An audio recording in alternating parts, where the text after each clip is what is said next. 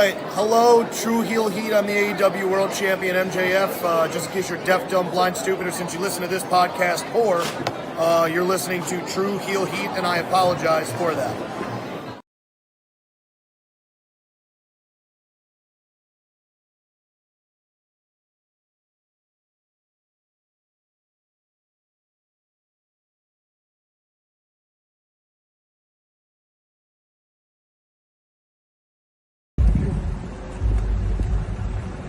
Yo, what up? You know what it is. It's your boy AJ Francis reporting to you live from New York City, the birthplace of hip-hop. And I'm telling you that I'm only tuned in with Tru Heel Heat Wrestling. Holla at me.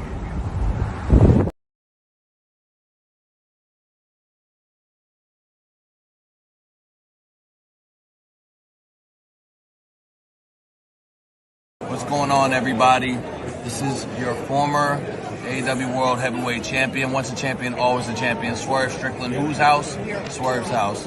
You're watching Tru Heel Heat podcast.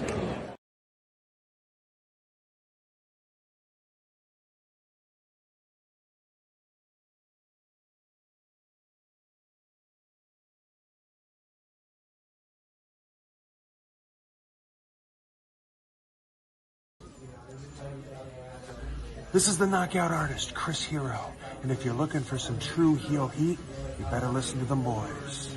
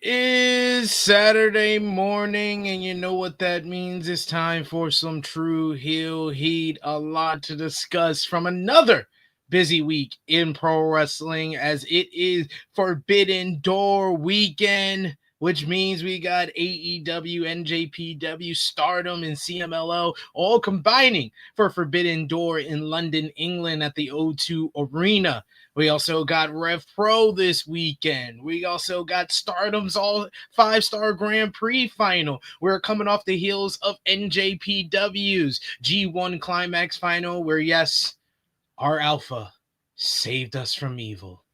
Thank God for that.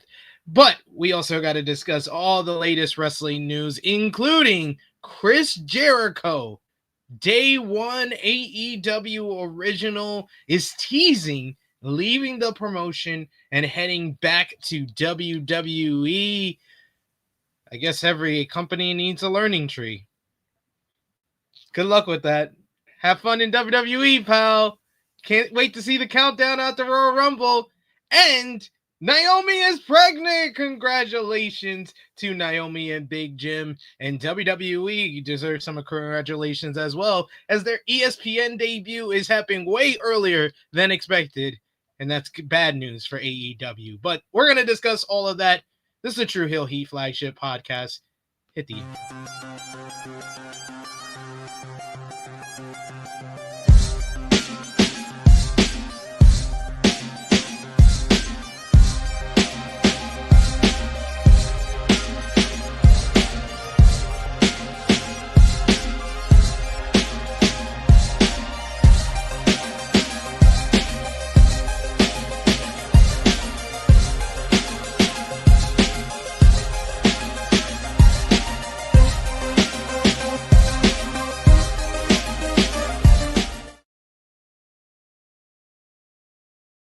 Hello.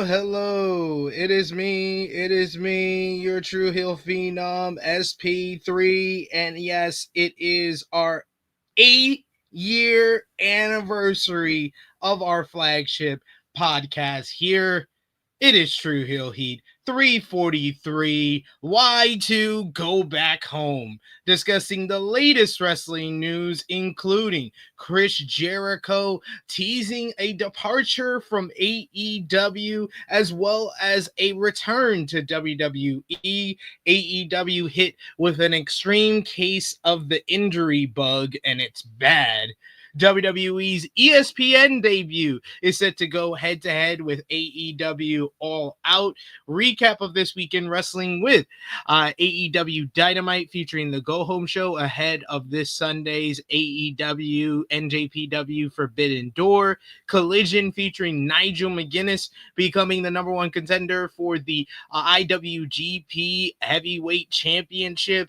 ROH TV NJPW G1 Climax 35 final featuring Konosuke Takeshita saving us from evil. CMLL's Viernes Espectacular. WWE SmackDown featuring John Cena face to face with Logan Paul. Raw on Netflix featuring Naomi's pregnancy announcement. TripleMania's TripleMania 33. NXT featuring Javon Evans punching his ticket for Heatwave. Evolve. TNA IMPACT, plus we got final predictions for WWE NXT Heatwave, as well as AEW NJPW's Forbidden Door 2025. But of course, to do all of that, I am joined by my esteemed colleague, the True Draw himself, Josh. How are you feeling? I'm feeling good. Looking forward to talking about this past week's shenanigans, and then I got this guy with me, so. Yeah, should be fun. Your tag team partner there. That's the tag team partner everybody would love to have. But yes, we appreciate y'all for joining us live. Appreciate y'all for watching us on demand. Either way, show your appreciation back. The simplest way possible is by dropping a thumbs up on this video. You can share this video with all your wrestling fans, friends, and family on all your favorite social media platforms. If you are new to the Tru Heel Heat YouTube channel, hit that subscribe button, hit the bell to stay notified for all the great content here. And of course, you can sound off in the comment section if you're watching us on demand. We love to keep the conversation going there. And of course, you can sound off in the live chat if you're with us live. We love to interact with all of you guys, hear your thoughts on this week in wrestling. But of course, if you're feeling generous, you want to give back to what we do here, you want to make sure your comment is read out on screen as well as highlighted on screen, you could do so with a super chat donation. The super chat donations go a long way to help the channel keep moving and growing, as well as it goes back to all the contributors that you see on screen with us here. Every dollar amount matters, so we always appreciate the support. We got Vala in the chat with a super chat donation. He says, I wasn't here for all 8 years so far, but you can bet your ass I'll be here for the rest of them.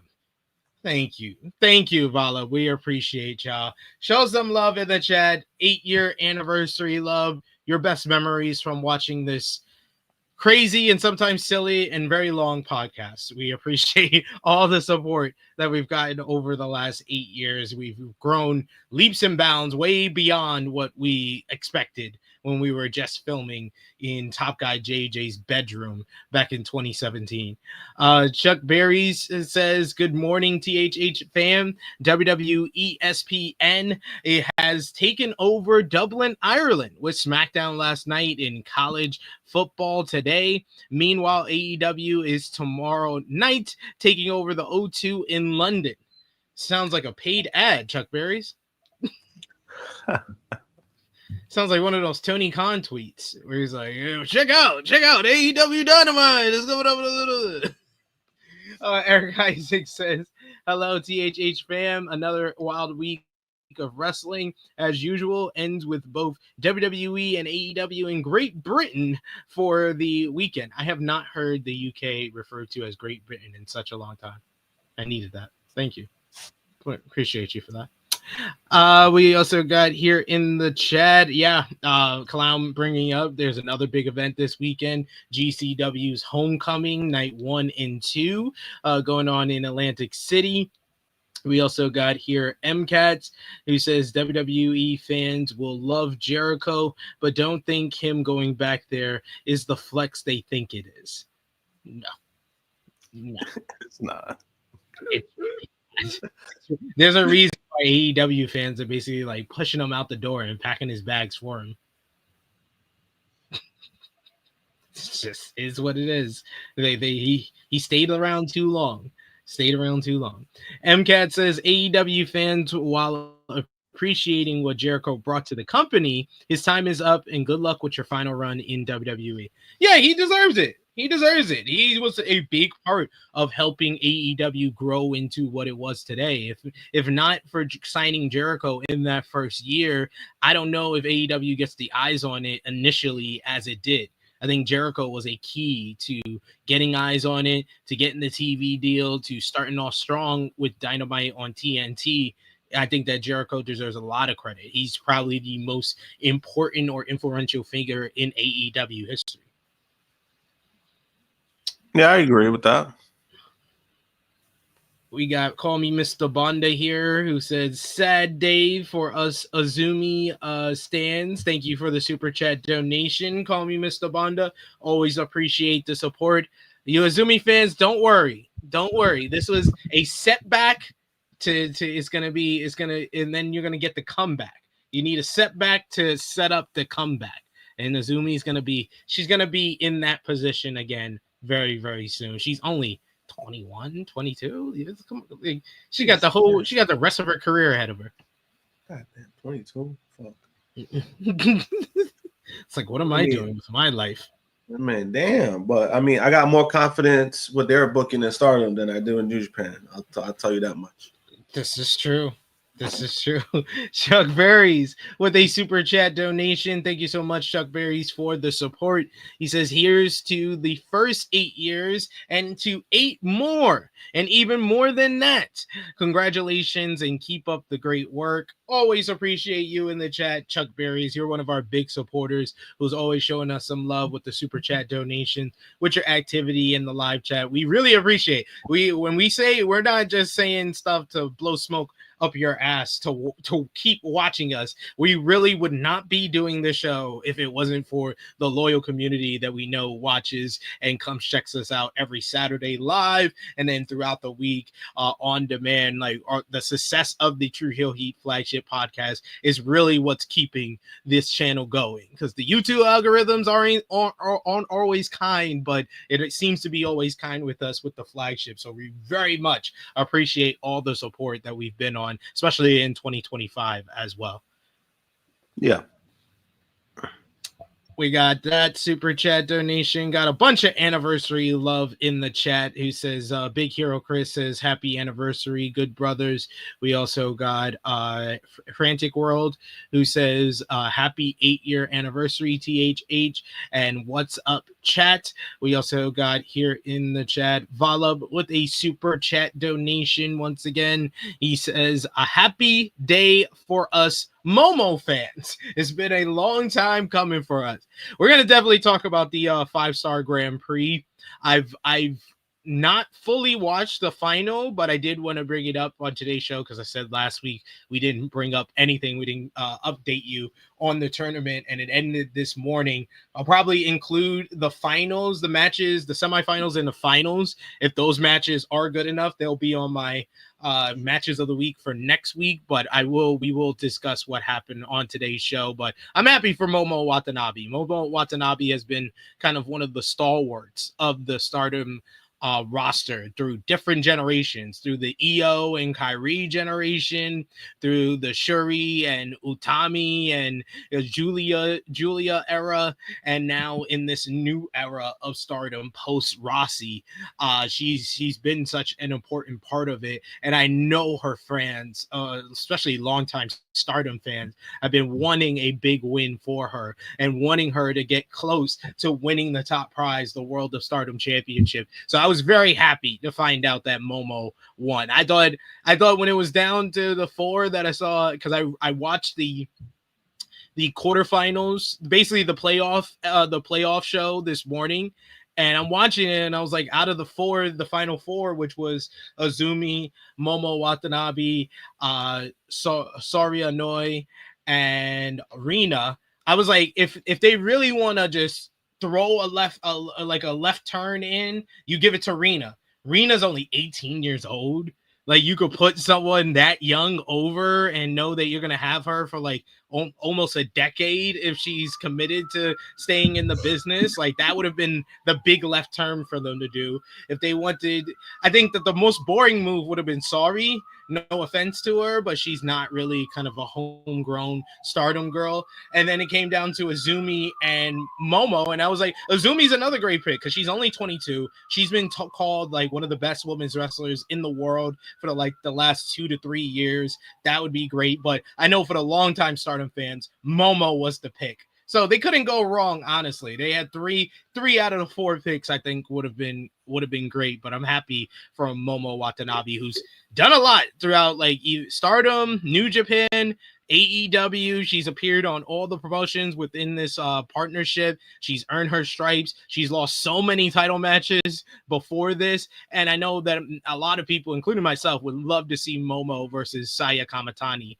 for the World of Stardom Championship. So big time matchup there being set up for the end of the year for Stardom. But like I said, we'll give you everything that went down this week over in Stardom when we get to AEW and their partner promotions. We also got Chuck Berry's, who says, happy 10-year anniversary, Sasha versus Bailey. Yeah, check it out if you are I know Chuck Berry's, you're a Patreon backer, patreon.com/Tru Heel Heat. We did the Sasha versus Bailey rewatch for the GOAT match series, and man, it's aged beautifully. It's so good. It's so good. And man, Bailey and Sasha look so young, and Becky and Charlotte look so young when they come out at the end. So yeah, it was a great rewatch, and you could see where we ranked it among all 4 Okada and Omegas and Swerve and Bryan, where Bailey and Sasha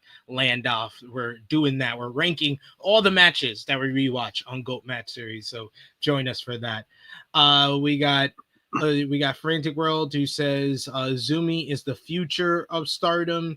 For Stardom, 1000% agree there. We also got some love in the chat from Valab, who says shout out to Miyu Watanabe too for winning the Princess Cup for Tokyo Joshi Pro. Yes. Shout outs to her as well. A lot of big tournaments going on. This is tournament season over in Japan. You're going to see all the tournaments wind down now that we're in August, about to go into the fall. But let's do it. Let's start off at this flagship podcast, like we do start off every single flagship podcast, with our Tru Heel roll call, our top 3 conversation starters over on our Tru Heels group page, our Tru Heel Trendy. You got Jermaine Packman, you got Joe Benlenny, and you got Stewie John Palmer. Our Patreon backers, you got Volub, you got Negro Buck Nick Jackson, Professor Chris, Trey, Robert, Steve, Ladarius, Sean Martin, Dolores, James, Allen, Santo, Justin Ridge, and Chuck Berries. Thank you so much for supporting us over at patreon.com/Tru Heel Heat. $3 a month gets you exclusive content. It's the best place to support us when we are not live here. Before we get into what we miss, Josh, do you have any nice words to say for our 8-year anniversary? It's been, I know you only been full-time here for, what, a year, 2 years? But you've been on the channel for longer than that. You've been on the channel for like 4 years. But how does it feel be part of our 8-year anniversary as a host of the show? I mean, it feels good. I mean, I've been with the team, well, part of the brand, 7 years now?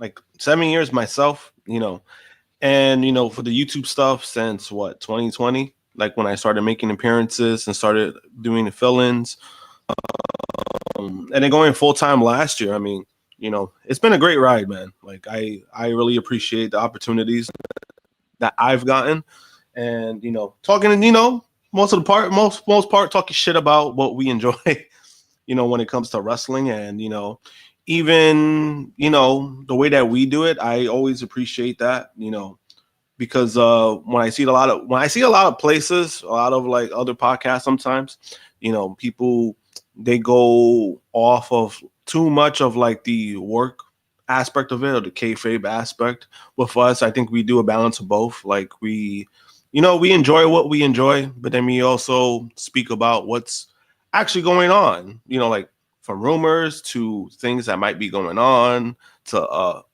legal trouble. We talk about it all, and I really enjoy it.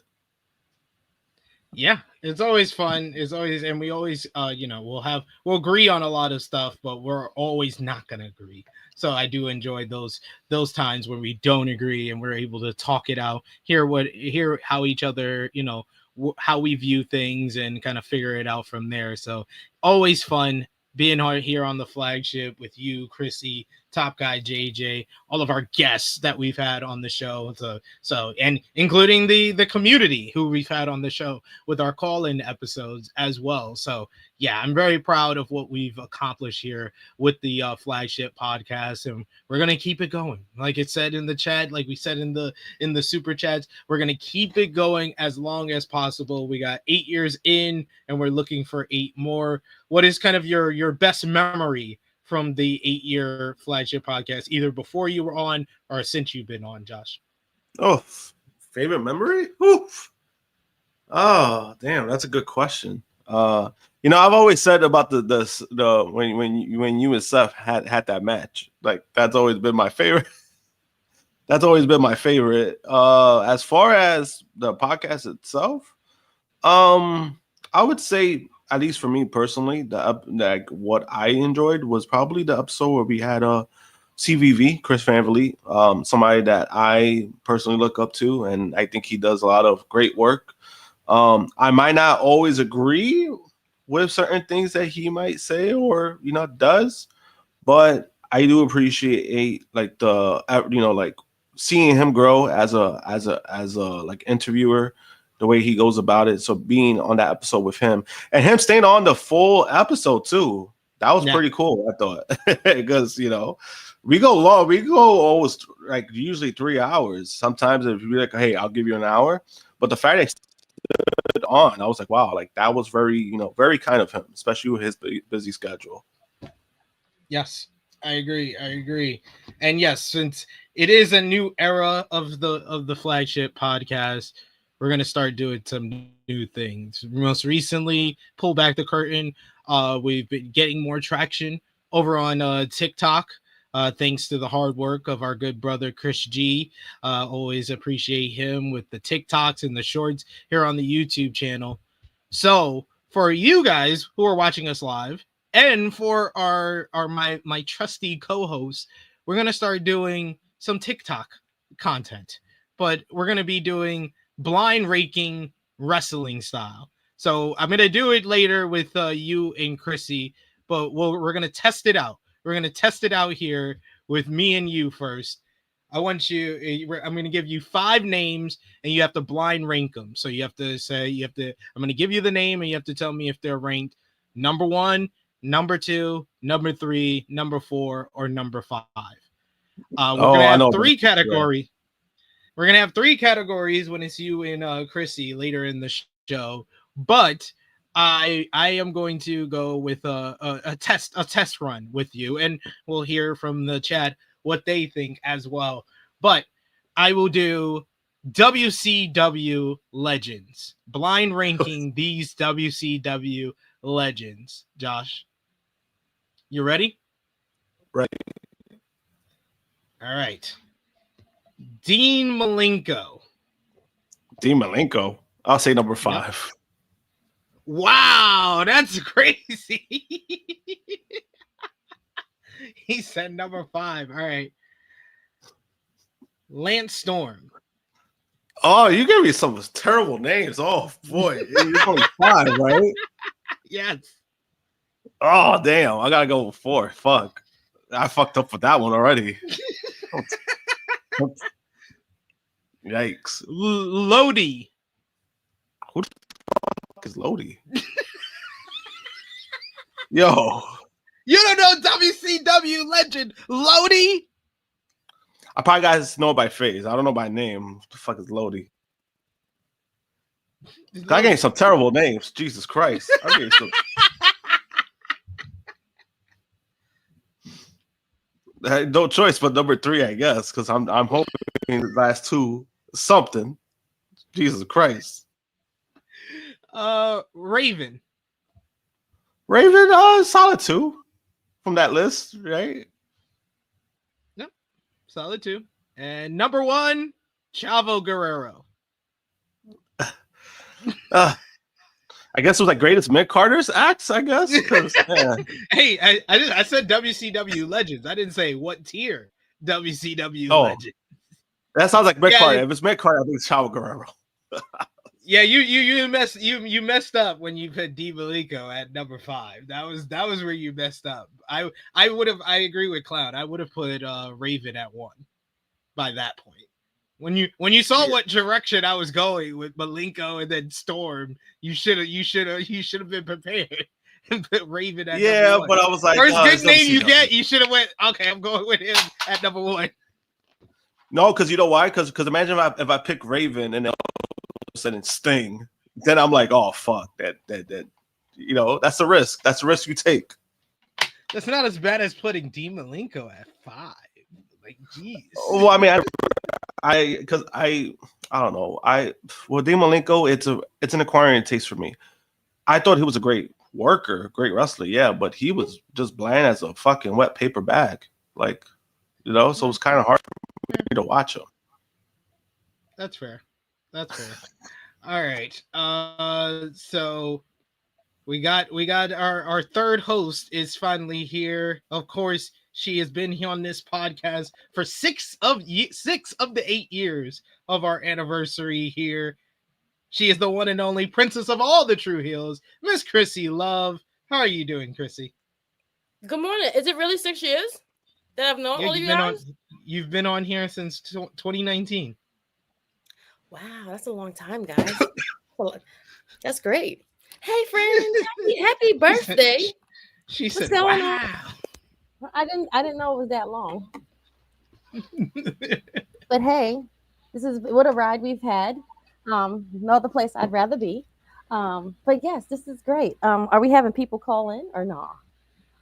No, we're doing something new. You came in at just the right time. Did I really? Okay. Yes, we're doing something new where we're doing TikTok time on the podcast, where I'm going to be giving y'all blind ranking of a certain topic, and you have to rank it, but you don't know which name is next. So you have to rank it 1 through 5, 1, 2, 3, 4, or 5, but you don't know what name is next, so you have to blind rank it. Okay, so we doing this in honor of Karrion Kross because he ain't got no job. Why? What does that have to do with anything? You said TikTok. I mean, I see TikTok. That was his thing. Okay, sorry. Oh my God. My bad. Okay. He's on the app TikTok. I'm talking about the app of TikTok. Oh my God. Anywho, we're gonna get into this is why they don't tell me anything, because then they'll get these type of answers. Because I didn't expect none of this. Catching the straight already. He lost. Yo, he lost. Well, see, what happened was my husband is sick.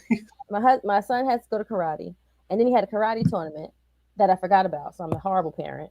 Then so I had to stay there for a few minutes, and then my mother-in-law called me. She's like, "Oh, I need some eggs from the grocery store." I had to go to the store. Keeping you busy.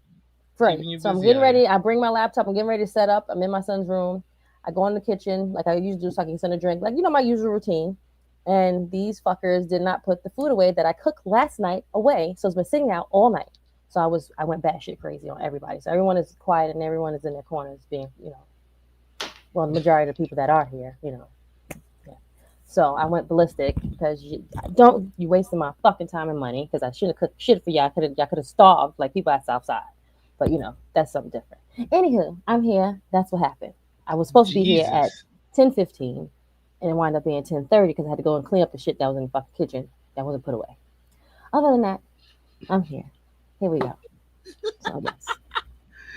All right. So I'll give you some time to get into the rhythm No, you can give me one right now. Oh, you want me to give you a test run as well? Sure. Okay. What subject can I give her that I don't have here for the registered TikTok time? Let me think. Oh, I know what to give y'all. Let's do. I'm gonna do a test run with the both of y'all on this one. A test run. Okay. I need y'all to blind rank these wrestling celebrities. Okay. All right, Krssi, you're gonna go first. I'll give you a different 5, Josh. I'll give you a good. Let Krssi go first. All right. So you have to give it 1, 2, 3, or 4, or 5, and we'll start with the latest WWE celebrity, Jelly Roll.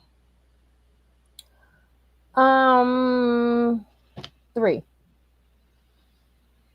All right, good strategy. Liberace. Ooh. Before my time, but still iconic.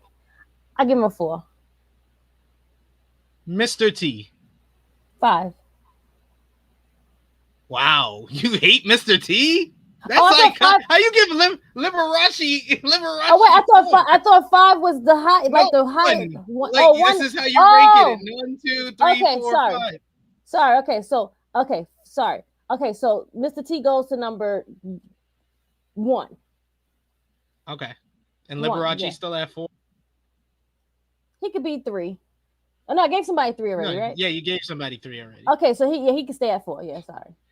All right, so you got 2 and 5 open. Drew Carey. Oh, damn. 5. And number 2, Jay Leno. That's fair. That's not bad. I will. No. I'm not gonna front. We're gonna be judging the both of y'all. I think Krssi, if this was comparing to Josh's first run, I think Krssi did better. But let's see, Josh. We're gonna give you a second run. I said WWE or wrestling celebrities, to be fair, because our producer's telling me that Jay Leno wasn't in WWE. They bought WCW. That still counts. Josh, let's start with you. I'll give you your 5. Travis Scott. Travis Scott? Oh, for this? Oh, we're doing celebrities? Yeah. Easy number 5. What? No respect on Travis Scott, poor thing. Man, fuck Travis Scott. That's what everyone keeps saying. RoboCop. Oh, RoboCop. That's number 5 right there, bro. I probably enjoyed RoboCop more than I enjoyed Travis Scott. I'll tell you that much. Disrespectful. Number 4. Floyd Mayweather. Floyd Mayweather? Oh. I'll go number 2. Muhammad Ali. Ooh, number 1. Number 1. So number 3 for you is David Arquette. Not bad. That's fair. You did it right. Yeah, he did much better this time. See, he's getting the flow. He's getting the flow. And Travis Scott is just more of like my own personal thing. I didn't give a shit about Travis Scott. And then they're not even using him no more, so fuck that guy. Okay, that's fair. All right. So he was supposed to have a match, and they canceled it. That's how bad he was. So that tells you how that went.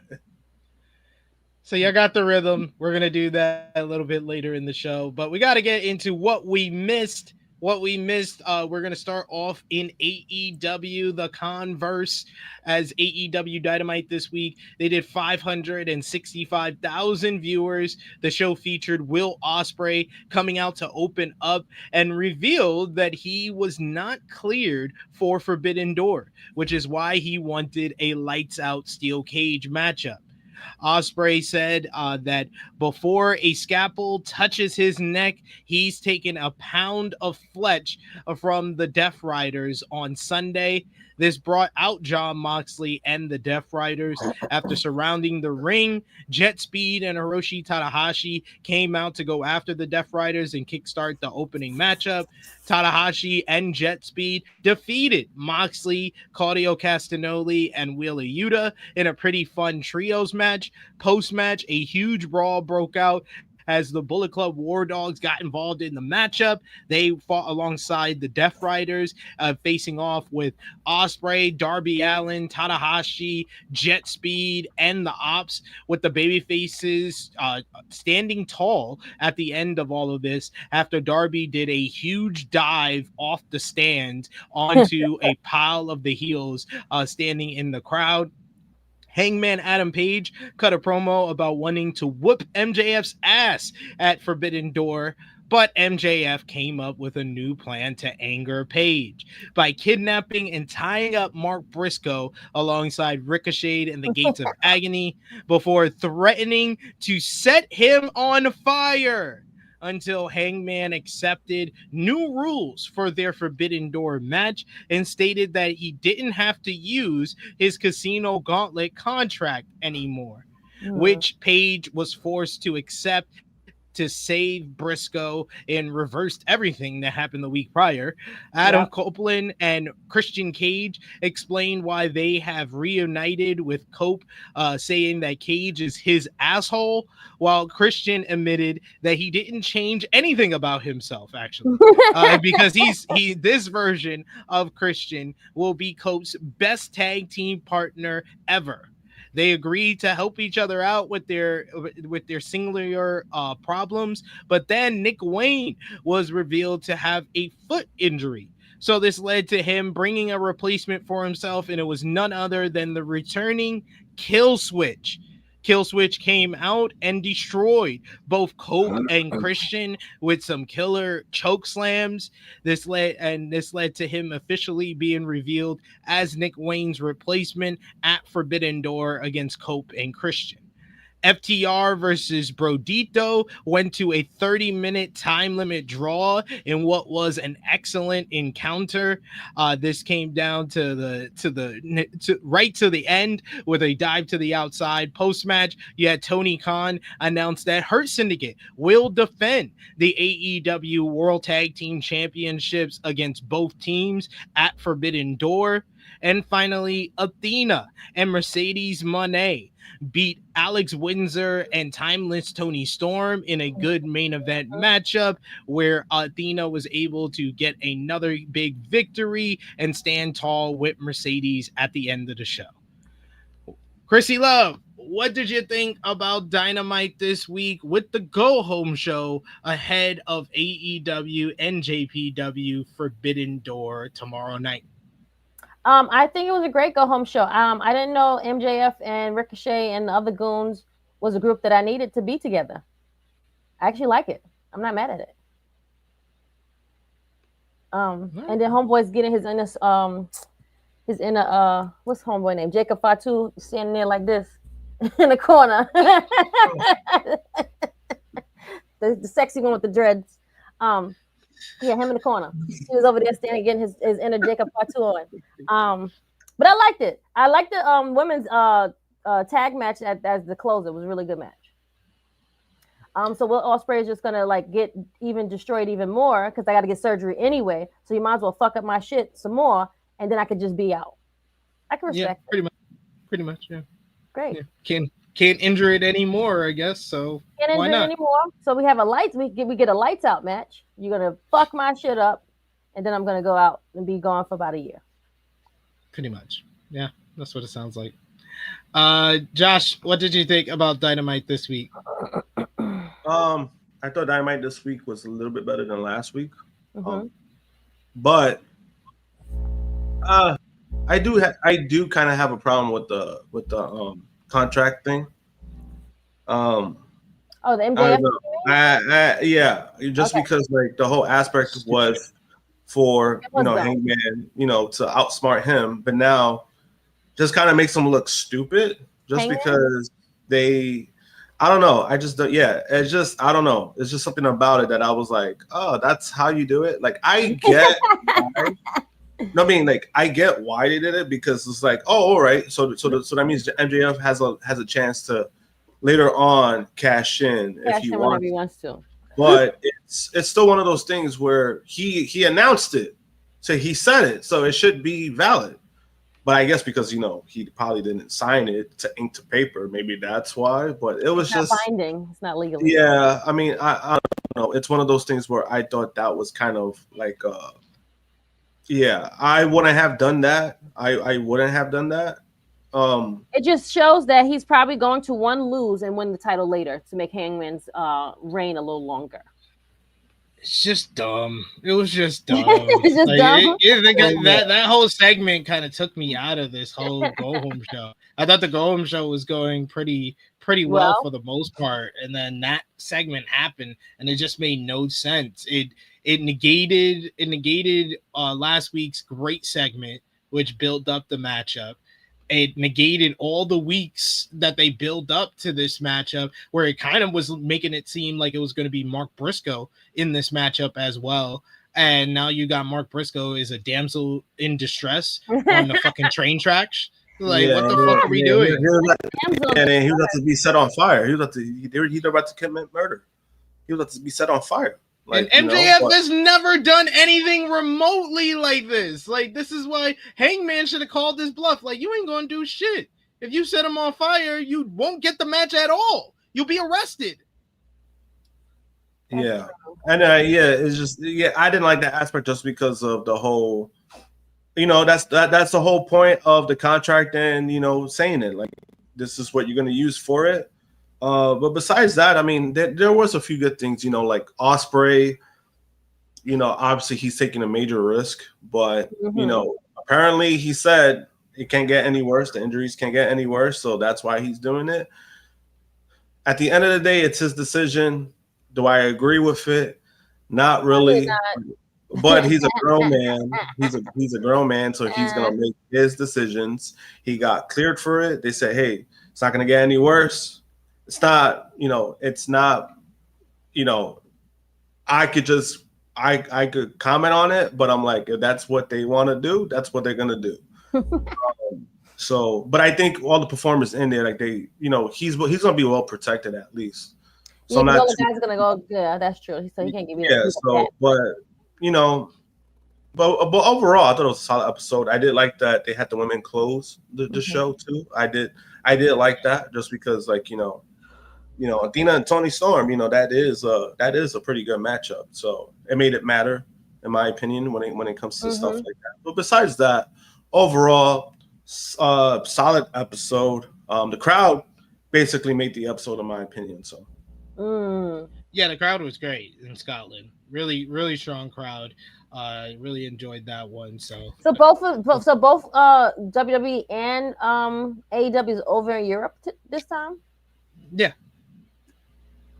Fucking Triple H. Not a coincidence. No, we do have a super chat at all. Paul, you're full of shit. We do have a super chat donation here. You're a troll. You're like 50 Cent. You're a troll. Yeah, you're a troll, son. You can't help yourself. I don't know who's worse, him or Cameron. Like, which one it is? Like, you're a fucking troll. You brought all these wrestlers. Sorry, go ahead. Valev says, "Gotta miss Ospreay after his match.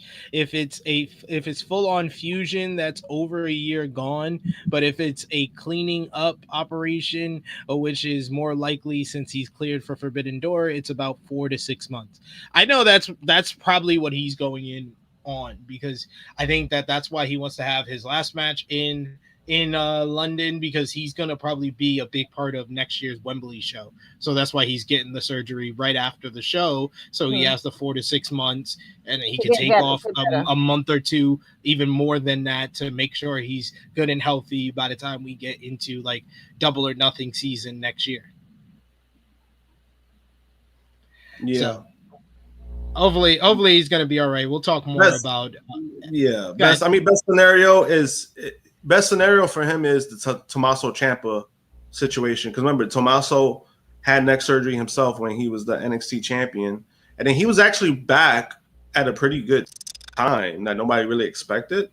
So that's the best case for him. It's just your neck surgeries, you never know. It could be 6 months. It could be a year. It could be 18 months. Sometimes you never know. But the news about Ospreay we'll get into, but that is not the biggest news in regards to AEW this week. The biggest news has to do with a potential AEW departure, as Chris Jericho put some attention on a post that said he's open to a WWE return, liking it on social media. As Fightful's Robert D. Felice noted, good friend of the podcast, Jericho liked a post on Instagram that said that his AEW deal ends in December of this year, and he would potentially be open to returning to WWE. To be perfectly clear, all he did was like the post. There is no confirmation as to whether his deal is actually up at that point or if he would consider a return to the company. Dave Meltzer commented on the AEW status of Chris Jericho on Tuesday's edition of Wrestling Observer Radio. According to Meltzer, there's been lots of talk about Jericho's status in WWE. Fightful Select has a backstage update on AEW star and former world champion Chris Jericho, where recent rumors of his contract expiring in December 2025. It's also been rumored that there's a lot of talk within WWE recently about Jericho. Jericho last appeared on AEW programming in April after walking away from the Learning Tree and losing the ROH World title to Bandito. This week, Jericho liked a post on Instagram indicating that he should go back to WWE, leading to some buzz and speculation on Jericho making a possible WWE return. Fightful reports that WWE sources have pumped the brakes on the Jericho return talk, noting that Jericho is still signed through 2025 and that he still has months left on his earlier deal. According to an earlier report by Variety, the contract Jericho was announced as signing in October 2022 takes him through December of 2025. Fightful also reports that they haven't heard about any creative plans for Jericho in AEW recently, and that Jericho usually speaks to Tony Khan directly regarding his storylines. It's unknown how Jericho's recent time off works, if it involves a contract freeze or how his AEW return might be handled. Also, former Learning Tree members Big Bill and Brian Keefe are no longer listed as members of the stable on the AEW website. Additionally, WWE sources informed Fightful that Jericho's name hasn't come up at all in creative talks. If there have been talks about Jericho within WWE, it's said that it hasn't happened within the creative department.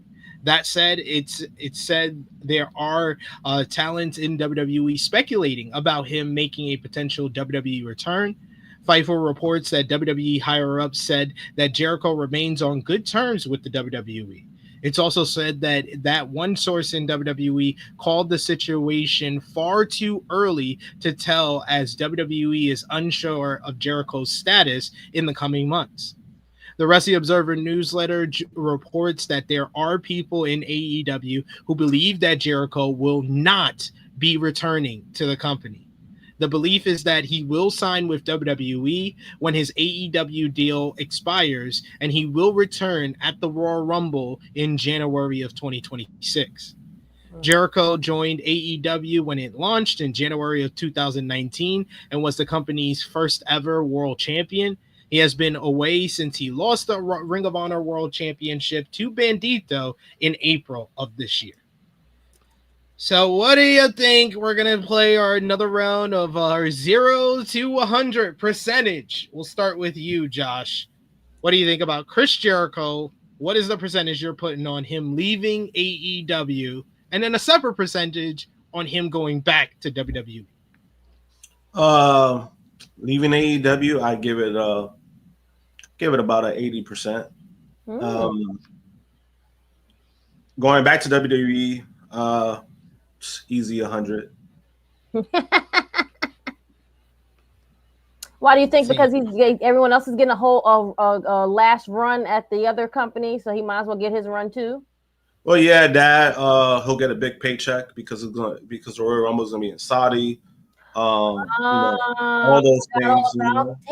Damn, I forgot all about. Yeah, they want all the prince over there. He gonna pay a lot of money for them niggas to get over there. But I mean, I got my thoughts on it, but we'll get to it once we say the percentage stuff. Krssi, what's your percentage?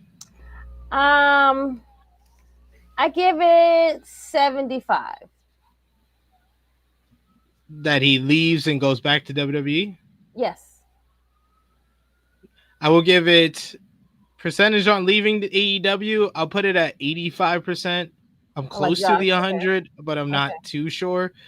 But yeah, I agree with Josh. 100% he's going back to WWE.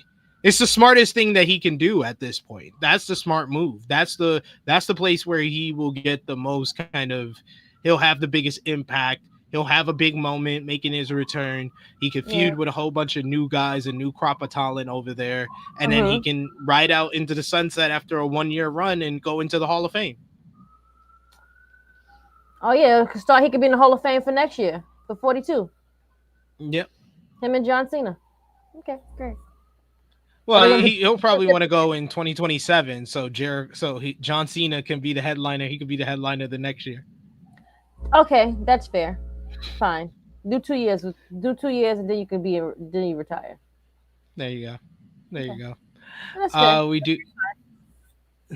We do have a super chat donation here from our good brother Valub. Thank you so much, Valub, for the support. He says Jericho feeds to Meltzer directly, and also Jericho directly talks to Tony, so nobody would know what his deal is but him. It's likely a leverage play. Yeah, 1000% agree with that. No one knows for sure when Jericho's contract does expire. It does seem from what we know about his contract that he signed in 2022 that it would likely expire at the end of the year, so he'd be free to go in January 2026. We don't know exactly how much Tony Khan wants to keep him. I know he probably does because he's so important to the building of AEW, and Tony's very loyal to those guys. So he'll be willing, whatever WWE is willing to play, I think that Tony's willing to match it. But it's for Jericho, it's like, what can you do in AEW? I think the only thing left to do would be one more match with Hangman, where he puts over Hangman, because Hangman's never beaten him. So if you want to put him over as the new top guy and call back to his first run, his first chase of the AEW World Championship, you could bring it all full circle. Have Jericho return at Forbidden Door. His name is more in the headlines right now than ever. So him coming back at Forbidden Door is the optimal time. If he is coming back for maybe a few months for AEW, it would be this Sunday. Make him come back there and then have him face Hangman at All Out, where it's 6 years since their matchup for the inaugural AEW World Title. And it's in Toronto. So that's the optimal time for him to have one more big main event matchup. True. But yeah, I still think that he's going to leave and he's going to go to WWE because it works for both companies. AEW doesn't need Jericho anymore. Nope. They've moved past Jericho now. And WWE is so reliant on moments, and what's a bigger moment for them or a bigger return for them right now than Jericho? That is very, very true. But Josh, you wanted to say something about the whole Jericho situation and him leaving, and what does it say in regards to like AEW if they do let him go? Well, I mean, I think it's at a point where they necessarily really don't need Jericho. I think you could appreciate somebody what they've done for the company, but then also there's times where things run its course, and I think for Jericho, unfortunately, I think for him where people became really turned off was I want to say what the weekend of World's End, the first World's End, where the news dropped, somebody made some claims, and people ran with it. And to this day, we don't know what's true, we don't know what's not true, but I do feel like that took a big hit on his perception, his reputation. That took a really big hit to the point that people really didn't want to see him on screen. And then when he was on screen, he wasn't. I think there was more bad than good, to be honest with you. Yep. I'm just being real. I think it's the fact that he didn't follow his WWE basically game plan His whole game plan in WWE was he would never get stale because he would take periodic breaks, whether it's the tour with Fozzy, whether it's to film a TV show, a movie, did not matter. He would always take breaks. He took his first big break, I believe, I think it was like 02, 03. And then he took a break in 2005 and he doesn't come back to 2007. Then he basically worked basically full time until like 2010. And then he took another long break. He come back in 2012, takes another long break, comes back in 2014. Like he always took his breaks. And the thing that killed him in AEW is that he never took the break. He was going so well the first year of AEW. They did the whole, Le Champion and a little bit of the bubbly, the feud with Jon Moxley, him dropping the AEW World Championship was great stuff. He had the Inner Circle and Elite stuff, the Stadium Stampede that went over like gangbusters. Yeah. Then he did the whole angle with Orange Cassidy, and for better or worse, it went a little bit long, but it put over Orange Cassidy and made him a star on AEW television. Then he did the program with MJF. MJF didn't necessarily need it, but it made Jericho a babyface for the first time in AEW, so it had its purpose. They did the first Blood and Guts. That went well. It was the real turning point for all of this is making Chris Jericho Ring of Honor World Champion. Yeah, that is the point where people started to be like, nah, I'm not fucking with this no more. This is going on too long. There was already signs there because before he wins the Ring of Honor World Championship, he had that feud with Eddie Kingston. Eddie Kingston was the first instant of him having one of those Jericho Vortex feuds that go on way too long. No, the first instance was Orange Cassidy. Then the second instance was Eddie Kingston, but that was the instance that a lot of people started paying attention, being like, this went on a little too long. He didn't really put over Kingston in the end. I don't understand the point of this. And then it was the Ring of Honor world title run, which was good. I thought it was good overall. He had some of his best matches in AEW, but that went on way too long, or a little too long, and people started falling out of love with him. So by the time we get to the end of 2022 and he loses the title, he's basically ran out of equity with the fans by that point. Yeah, and then, when that whole thing happened, it kind of just gave them a reason. I think it just poured gasoline on something that was already on fire, you know what I mean? Mm-hmm. And, even going forward after that, I mean, again, when I say more bad than good, from that point, we could say like, oh yeah, the learning tree stuff at the beginning was good, but then it became like a running act to the point that it was like, please, I don't want to see this on TV. Mm-hmm. And every time a Jericho segment was on TV, we were just like, oh boy, like we're getting this again.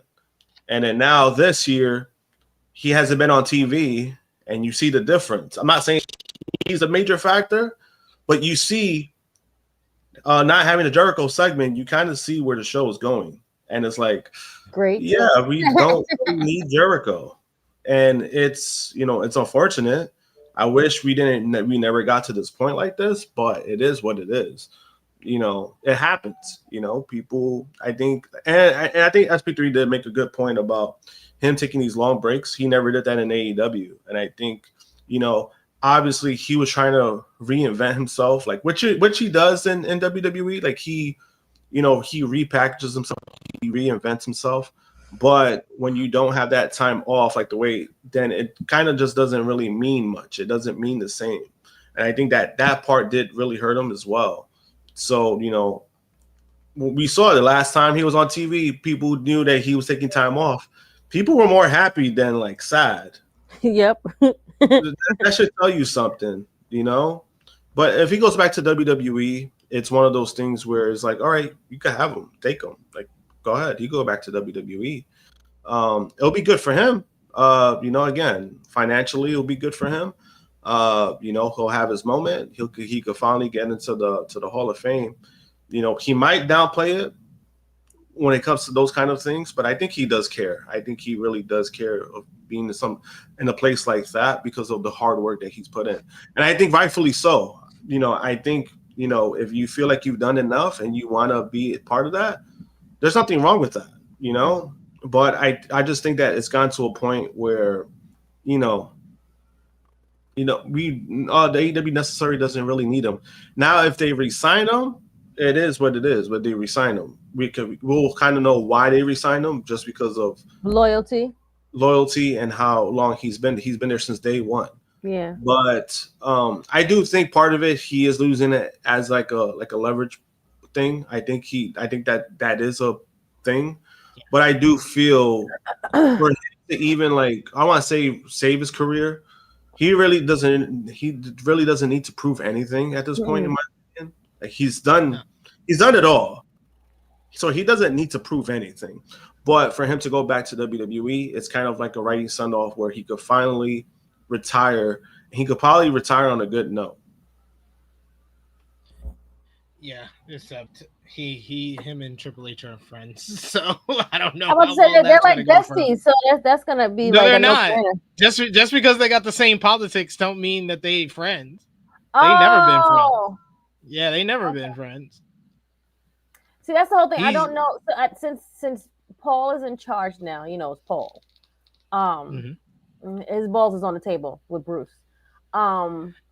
And then the other one wants to put his balls on the table. So, you know, you have all these people that want to put their balls on the table, but then, you know, it's a recipe for disaster. I think that's where Chris Jericho may fall short, because his ball can't be on the table like Tony Khan. So the Jericho and Triple H, they've always had issues with one another dating back to like 2000. Because Jericho, they did the whole angle where Triple H didn't want to lose the WWE Championship to Chris Jericho. So they did the whole angle where Earl Hebner did the fast count. Jericho won the title, and then they reversed the title back to him. But that was a whole bigger thing behind the scenes, apparently. And yeah, it's always been like that. Like Jericho, you know, Triple H never saw much in Jericho. That's why when they had their WrestleMania feud, it was more about Triple H versus Stephanie, and they made Jericho walk her dog on TV and shit like that. Like, yeah, Triple H has never been the best to Chris Jericho's career wise. Yeah. So I totally understand why Chris Jericho would hate Triple H. I don't understand why Triple H hates Chris Jericho. Well, Triple H hates anyone who he feels is a threat to his title, to his status, to his spot on the card. So that's what it comes to. You know, he has to have a spot on the card, every card. Yeah.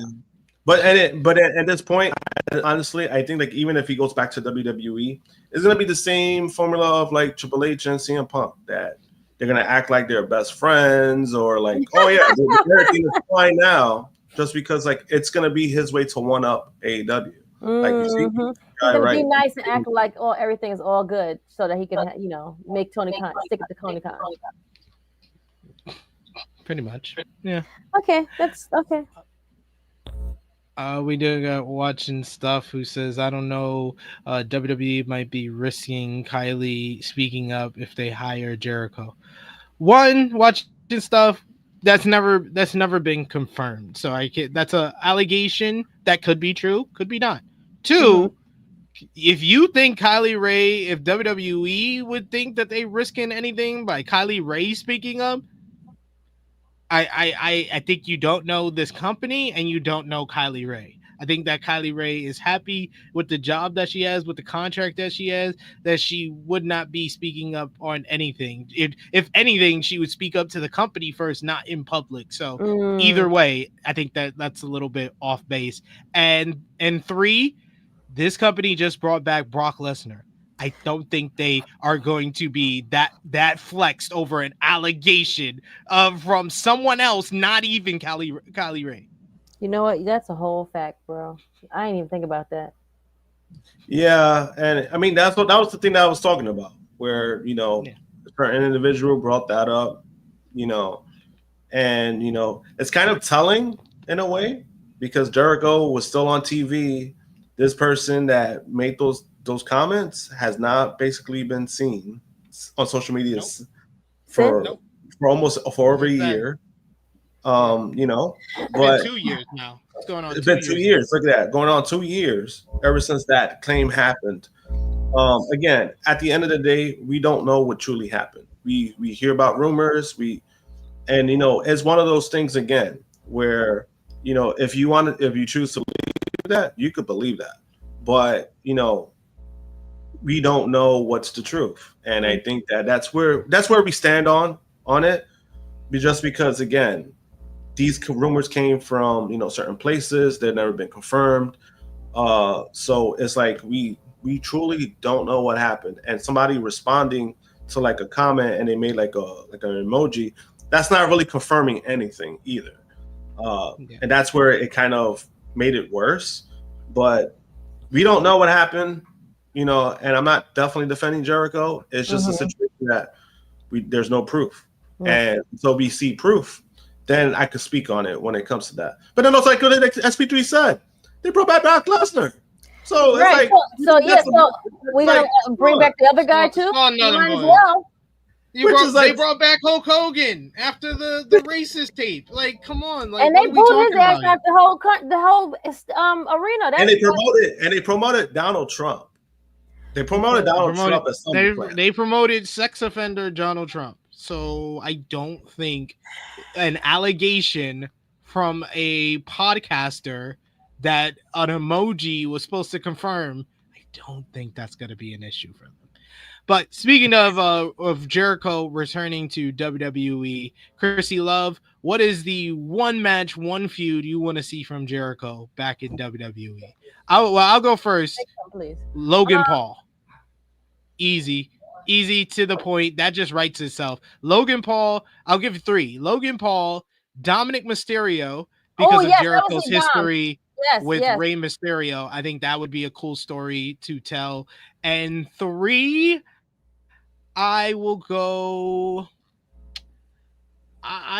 with Cody, because I think they would have an interesting. They still have a feud from before that was still unfinished. That was an AEW. Yeah, so now he beat him back in 2019 at Full Gear. So like he could be like, you basically took my spot in WWE. You made me start a whole new company and then took my spot in WWE, a spot that he never was given during his first run. So I think that would be interesting to a story to tell. I like all of your picks, SP. I'm definitely on board with Dom and Cody. Logan is not a bad one because I feel like Logan will definitely like bring out some good stuff in Jericho, because Jericho's not really doing much anyway. But Logan could do most of the work. Maybe also a reunion with KO. That would be good. I would love for him if he was coming in like in the next couple of weeks. Him being with this Team Canada with Ethan Page and Chelsea Green just writes itself. Yes. That's another thing that just writes itself. He comes in as the personal the personal consultant, the elder statesman for Team Canada, and brings them to the main roster. And then you just tell the story of Ethan Page kind of just learning under him until eventually he turns on him. Perfect. Do that. I love it. I like that. That's actually a good one. I mean, they can still do Team Canada later once he comes in, but still. Yeah. We got Short King the Goat, who says, I do remember in 2013 with the Authority angle, Triple H mentioned in a promo how people like Y2J and Edge were never top guys for a reason, and he tweeted at Triple H clapping back, but I don't. He says, I don't know if y'all can find it. LOL. I think I remember that. Triple H always been a jerk on the mic. That's why I say whenever he gets tested in one of these press conferences, he turns into mid 2000s or 2010s Triple H on the mic trying to make snarky comments. Josh, what are the matches you want to see from Jericho in WWE? Probably Cody. If it's non-title, I don't care about that. But obviously it'll be a nice callback, especially with the AEW stuff. They will mention AEW and a little slight, because even Jericho, if he's a heel, he could talk his shit saying that he won and then he basically got Cody out of there. That's he could do that. So I think that one probably just because I want to say it's a big time matchup, but it is a prominent name to keep him, to make him matter at that moment. Besides that, I kind of do like the Logan Paul stuff, just because Logan Paul's a douchebag anyway. Right, So right. it's kind So of yeah, nice to see how that plays off when it comes to stuff like that. As far as a third one, a third one, which I would say, I don't want to say KO necessarily, because we don't even know when KO is going to come back or if he's going to come back at all. That's true. You're right. I forgot all about that part. Well, he said, "What do you think?" That's a good shout. Dion says maybe LA Knight. That's actually, that would be good. Good. I'm thinking thinking with Jericho. I'm thinking more of like people who can go bar for bar with him on the mic than in the ring. Yeah. And it's more about the mic work and the story that they can tell more than I'm looking for 5-star matches, because I know Jericho's definitely not capable. 5-star. Yeah, he's not capable of that anymore. No. So let's just think about what's the most interesting stories and feuds he can have. Yeah, and I would have said Jericho and Punk just for petty reasons, because CM Punk Jericho, I don't see that happening though. Yeah. No, I don't think that's gonna happen, especially after Brawl Out. But we'll surely be like, they'll surely see them chumming it up backstage, like, oh, bygones be bygones. So we're good friends now. But that's not the only news going on in AEW, as Will Ospreay's health is a big topic. But not only him, another top star, Will Ospreay, have provided a new update on his injury, noting that it won't get any worse, but needs to be corrected. Ospreay announced on this week's Dynamite that he needs to get surgery on his neck, which is specifically a herniated disc. He gave some details on his status to Sports Illustrated's The Takedown on SI with an interview with Zach Haydorn, where he said he still can perform at Forbidden Door before he has to get it fixed. On his injury status, he says, I am compromised. I've got a few herniated discs pushing against my spinal cord, which is affecting a couple of my nerves, but I can do stuff and I can perform one last time before I need to go get it all corrected. I got told after All In that I was going to need to rest and take some time off to see how this is going to go. And then the MRIs came back and I got told this is worse than what we thought it was going to be. And that it was manageable and it's absolutely fine. The surgeon even told me that it's not going to get any worse. It just needs to be corrected. On performing at Forbidden Door, he says, I have a huge medical team around me and guys that work with AEW. They would not allow me to go into the ring unless if it was a huge percentage of a risk of me getting hurt. Like, honestly, do you think my wife would let me go in the ring if there's a high chance of me dying? On his plans to go all out in the match, he says, I know what lies ahead and I know what is going to be coming after this. I just don't know what that looks like. People that have said after this, like, there's things that you're going to have to say no to, and there's things that you're going to have to learn to tone down on with my style. And it's not computing in my head because I feel like I'm in good shape right now.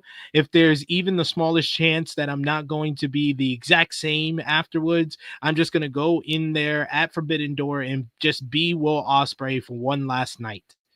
It turns out that there is some truth to this news that Ospreay is working hurt. PW Insider reports that Ospreay's comments on Dynamite about needing a neck surgery are 100% legitimate. Ospreay is looking to have the surgery in the near future. Meanwhile, his tag team partner from All In Texas, Swerve Strickland, is also on the injury men. Former AEW World Champion Swerve Strickland is said to be dealing with a legit injury, according to a new report from Fightful Select. The injury angle last week on AEW Dynamite, where Swerve had been seen by AEW doctors about a knee injury, is reportedly based on reality. Swerve is reportedly working with a torn meniscus at the moment. It's said that Strickland had the tear in his meniscus going back to 2019, and he sustained the injury while training at the WWE Performance Center. At the time, Strickland rested the injury for 4 weeks before returning to television. Fightful also notes that the Jacksonville Jaguars medical team is working with Swerve to aid his recovery. It's reportedly possible that the issue might require surgery and time off from TV. Additionally, Fightful notes that they'd heard there was talk of Swerve taking time off after AEW All in Texas, but that didn't end up taking place. Swerve Strickland is currently scheduled to challenge Kazuchika Okada for the AEW Unified title later this weekend at AEW/New Japan's Forbidden Door. The event takes place on Sunday, August 24th at the O2 Arena in London, England, and it will broadcast live on pay-per-view. What do you think about the state of AEW if you got potentially Will Ospreay and Swerve Strickland taking time off? And who can fill those spots in your main event scene if both of your two of your top three baby faces on the roster or have to take time off due to injury, Josh? I don't know, because the other guy that I would have said is also injured is not coming back anytime soon. That would have been Jay White. So he would have been great. Do they need it's one of those things that, I mean, they're gonna have to figure it out. You know, obviously for Swerve, that's kind of crazy. You working on a tournament this for how many years? 5 years? 5, 6 years? God damn, bro. Like, that's a long time. That's not. But then also, like, how does that go? I mean, I want to say it went unseen. Like, how did they not like do like a physical and then not recommend like, hey, you need to get this fixed? That's kind of it's kind of crazy, and that's on between WWE and AEW that he was working on that. That's doing what he's been doing. That's kind of wild. Man, that's kind of insane. Like, it kind of shows you the guy's work ethic. You know, he just doesn't want to miss time, and you know, that's an old school mentality when it comes to wrestling. You know, guys work through injuries, guys work through stuff like that. Yep. Obviously, it's kind of, I mean, it's not recommended that you do that, but yeah, I mean, it's kind of crazy, and you know, yeah, they're in a situation where, I mean, obviously Ospreay is gonna be gone for months, so you know what you're getting with that. It's just one of those things that they're gonna have to figure it out. People are gonna have to step up, you know. And you know, sometimes these situations, obviously, like it could be damning just because of certain names and certain people. But it's one of those things too, where it's like it's giving guys plenty of opportunities to step up, show up, and it might bring up your value. And I think that you know, if those guys in the locker room really want that spot, and they want to, you know, they just got to know what they do to take initiatives. I don't know. To answer your question, it's like, they do have some pretty good names, but it is like, no matter what, you're not swerving Ospreay. I mean, you're talking about your top tier. So it's kind of like, it's tough. It's a tough situation. I said on a Ramble on Thursday that you're actually axing like Hangman Adam Page has to take more weight on. It was already a lot of pressure he's taken up after winning the title at All In, but you're asking him to take even more weight because now he has to take the weight that Swerve had and Ospreay had. Darby Allin is an obvious choice. He's just someone that makes sense that can fill in that gap.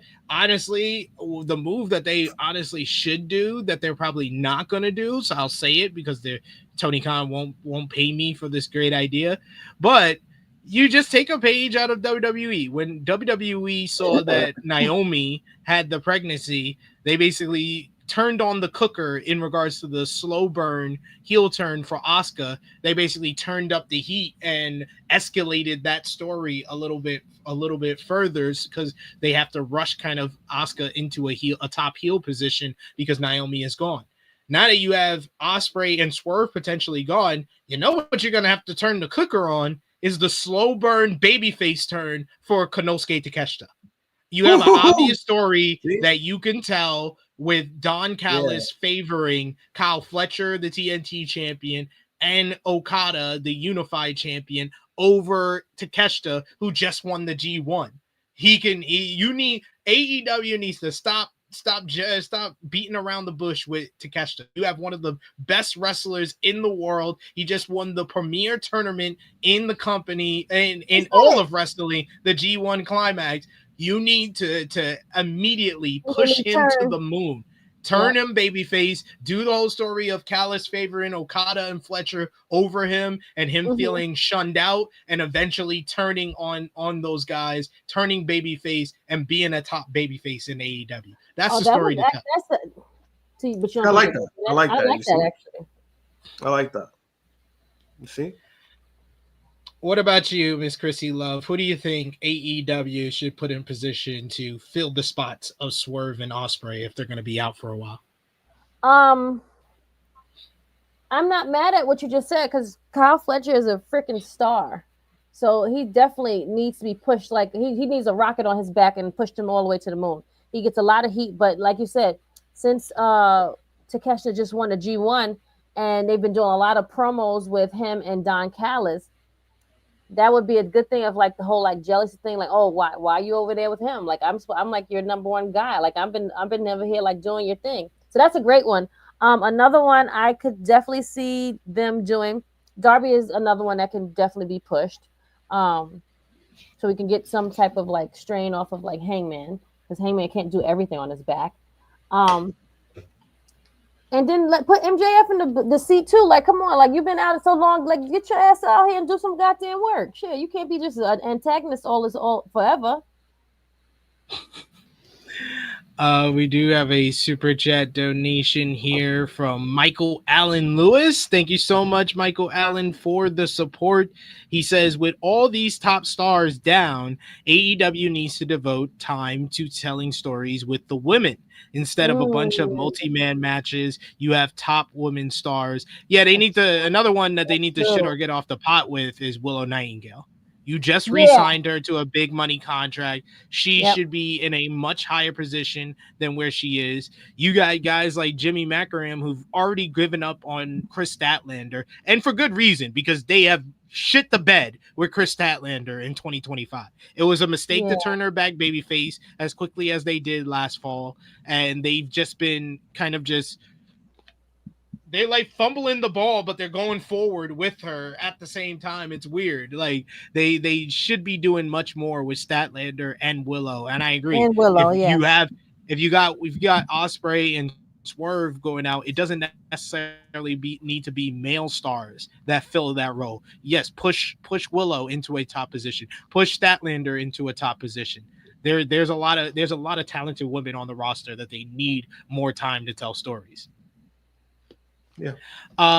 Short King, the GOAT, to answer your question, yes, Swerve is injured. He has a torn meniscus, which he's been dealing with for basically 5 years now. And we got Johnny, we got baby Seth in the chat, in our private chat, who says push Takeshita, Hobbs, and Lashley. I think that's kind of like where we're heading to with Forbidden Door, especially if it looks like the Hurt Syndicate lose the titles. It would make sense for Lashley to be put into a main event position, but they have to figure out if they want the Hurt Syndicate to be babyface or heel. That's the issue with the Hurt Syndicate right now. Yeah, and then also that's kind of what I've been saying for Lashley too, where I'm like, I've kind of been, I'll be for Lashley to be a good because I mean, I think that'd be pretty cool. It's just that the group, they're too over when it comes to the crowd. So it's like, I think that's the call. You got to make them babyface, and I think it could benefit them, because I think them being heel is not a bad thing, but the problem with them has been like their match quality, where it's just like they completely just dominate the matches, and that's been the biggest problem. So I mean, maybe turning babyface kind of does the opposite, where they can still be badasses, but you're getting better quality matches that you don't feel like is lopsided. Yeah, that's true. That would make a lot of sense, but Swerve and Ospreay aren't the only ones who are out of action from AEW. Nick Wayne is missing AEW NJPW Forbidden Door this Sunday due to a broken foot, and a new report has some details on the matter. As noted, Wayne announced on Wednesday's Dynamite that he would not be making it to Forbidden Door due to a broken foot, and announced Killswitch as taking his place. It was noted on Wrestling Observer Radio that the injury is legitimate. The report notes that Wayne is going to be out for a while, though it is not clear exactly how long. It was also not noted exactly when the injury went down.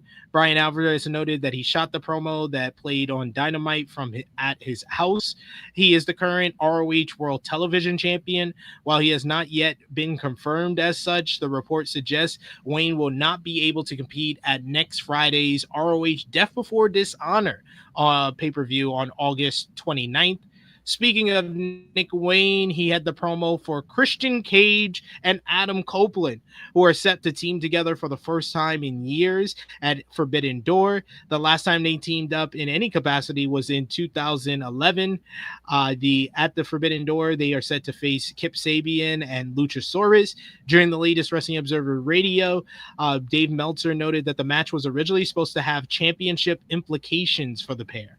Meltzer said that the original plan was for Cope and Cage to get a win to build to a title match. However, that may not still be the plan. Meltzer added that it was a big opportunity for Sabian and Luchasaurus in this matchup. And finally, we have a note on AEW broadcaster extraordinaire, broadcaster Jones over here, Taz, as he announced that he won't be on TV this week. He's dealing with some doctor's appointments, also preparing for some upcoming surgeries. He wrote on social media, "I will be off this week, a combo of doctor's appointments, imaging tests, and on a couple of future surgeries. So some R&R, and most importantly, my new knee does not cooperate too well with very long flights at the moment. Hope you all enjoy hashtag AEW Dynamite and hashtag Forbidden Door." So if you were wondering why Taz wasn't on commentary on Dynamite this week, that is why. But we did get Bryan Danielson, so I'm not complaining. Bryan Danielson is much better. But then you had last Saturday AEW Collision, which did a record low rating for the year, 286,000 viewers. The show featured outside. Like, stop putting shit on fucking Saturdays. Put that shit on Thursday. John Moxley and Wheeler Yuta of the Death Riders picked up a win over Jet Speed in a damn good opener to the show. You also had Ricochet beat the debuting Ace Austin in a rock-solid bout. Chris Statlander defeated Julia Hart, Penelope Ford, and Anna Jay to win $100,000. Post-match, Triangle of Madness jumped Statlander and Jay until Queen Aminata Ty Mello and Harley Cameron made her return to make the save. Juice Robinson picked up a win over Brian Keefe, while Nigel McGuinness defeated Lee Moriarty, Hechicero, and Daniel Garcia in a brilliant technical showcase four-way main event to become the number one contender to face Zack Sabre Jr. for the IWGP World Heavyweight Championship at Forbidden Door. Post-match, Nigel asked Garcia to be in his corner for his match at Forbidden Door, which Danny accepted. I have a bad feeling about this, poor Nigel. But another good episode of Collision. The live ones are always the best ones, whether it's on Thursday or it's on Friday. Those are usually the better version of Collision. Whenever it's like taped, it's not the best. This was fine though. I think this was this taped? Was this episode taped? I think forget if it was. It was Thursday because it was shot Thursday. Yeah, it was shot Thursday. Yeah. Because they've been doing that now. That's their schedule. They don't, for the most part, they're doing back-to-backs. They do it on. They'll have people come on Thursdays, tape it, and then air it on. Yeah, because Saturday. That was one of the things. Yeah, that was one of the things they changed because of the talent themselves. That was one of the things that they inquired by because of the whole traveling. You know, going there for Dynamite and then going back home and then traveling again. It could be too much. It makes sense. That's why you should have your stuff live on a Thursday and speak to TBS. But that's more of a network thing. The network has. Well, yeah, that's what I'm saying. Speak to TNT or TBS, whatever channel is on that day. You figure this shit out. They ain't really playing nothing on those days anyway. Oh, then it's what football season about to start. Oh, but wait, college football. Damn it! Figure it out. ESPN appears to have removed the AEW section from its website. ESPN.com previously featured both AEW and WWE content with pages dedicated to each company. That no longer appears to be the case, as the AEW page now reads, "Page era, go to the homepage." It is not clear if this is an intentional removal of AEW related content or an actual error. As noted this week, there was a big major announcement in regards to WWE's PLEs on ESPN, which we'll get into in a little bit. As PW Insider notes, the AEW listing is gone from the main page and only WWE is listed. That said, the site is still covering at least some new AEW news, as they posted a listing on a Thursday for upcoming televised AEW dates. Clicking on the home section from that article goes back to the page era.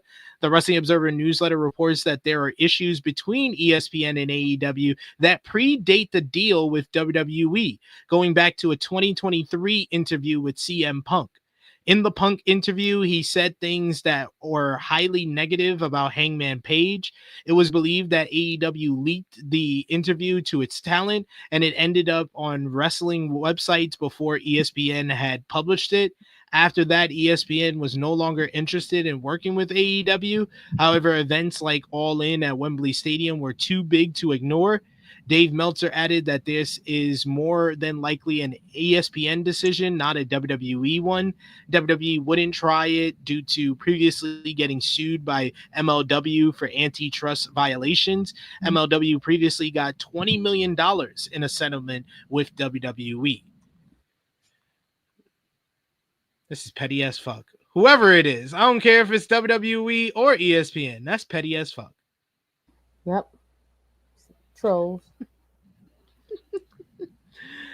And we'll talk more about ESPN and WWE shortly here. Final notes from AEW. Danhausen is still under contract with All Elite Wrestling, and time was reportedly added to his contract due to injury. Danhausen reportedly has requested the company not renew his contract, as he is rarely used.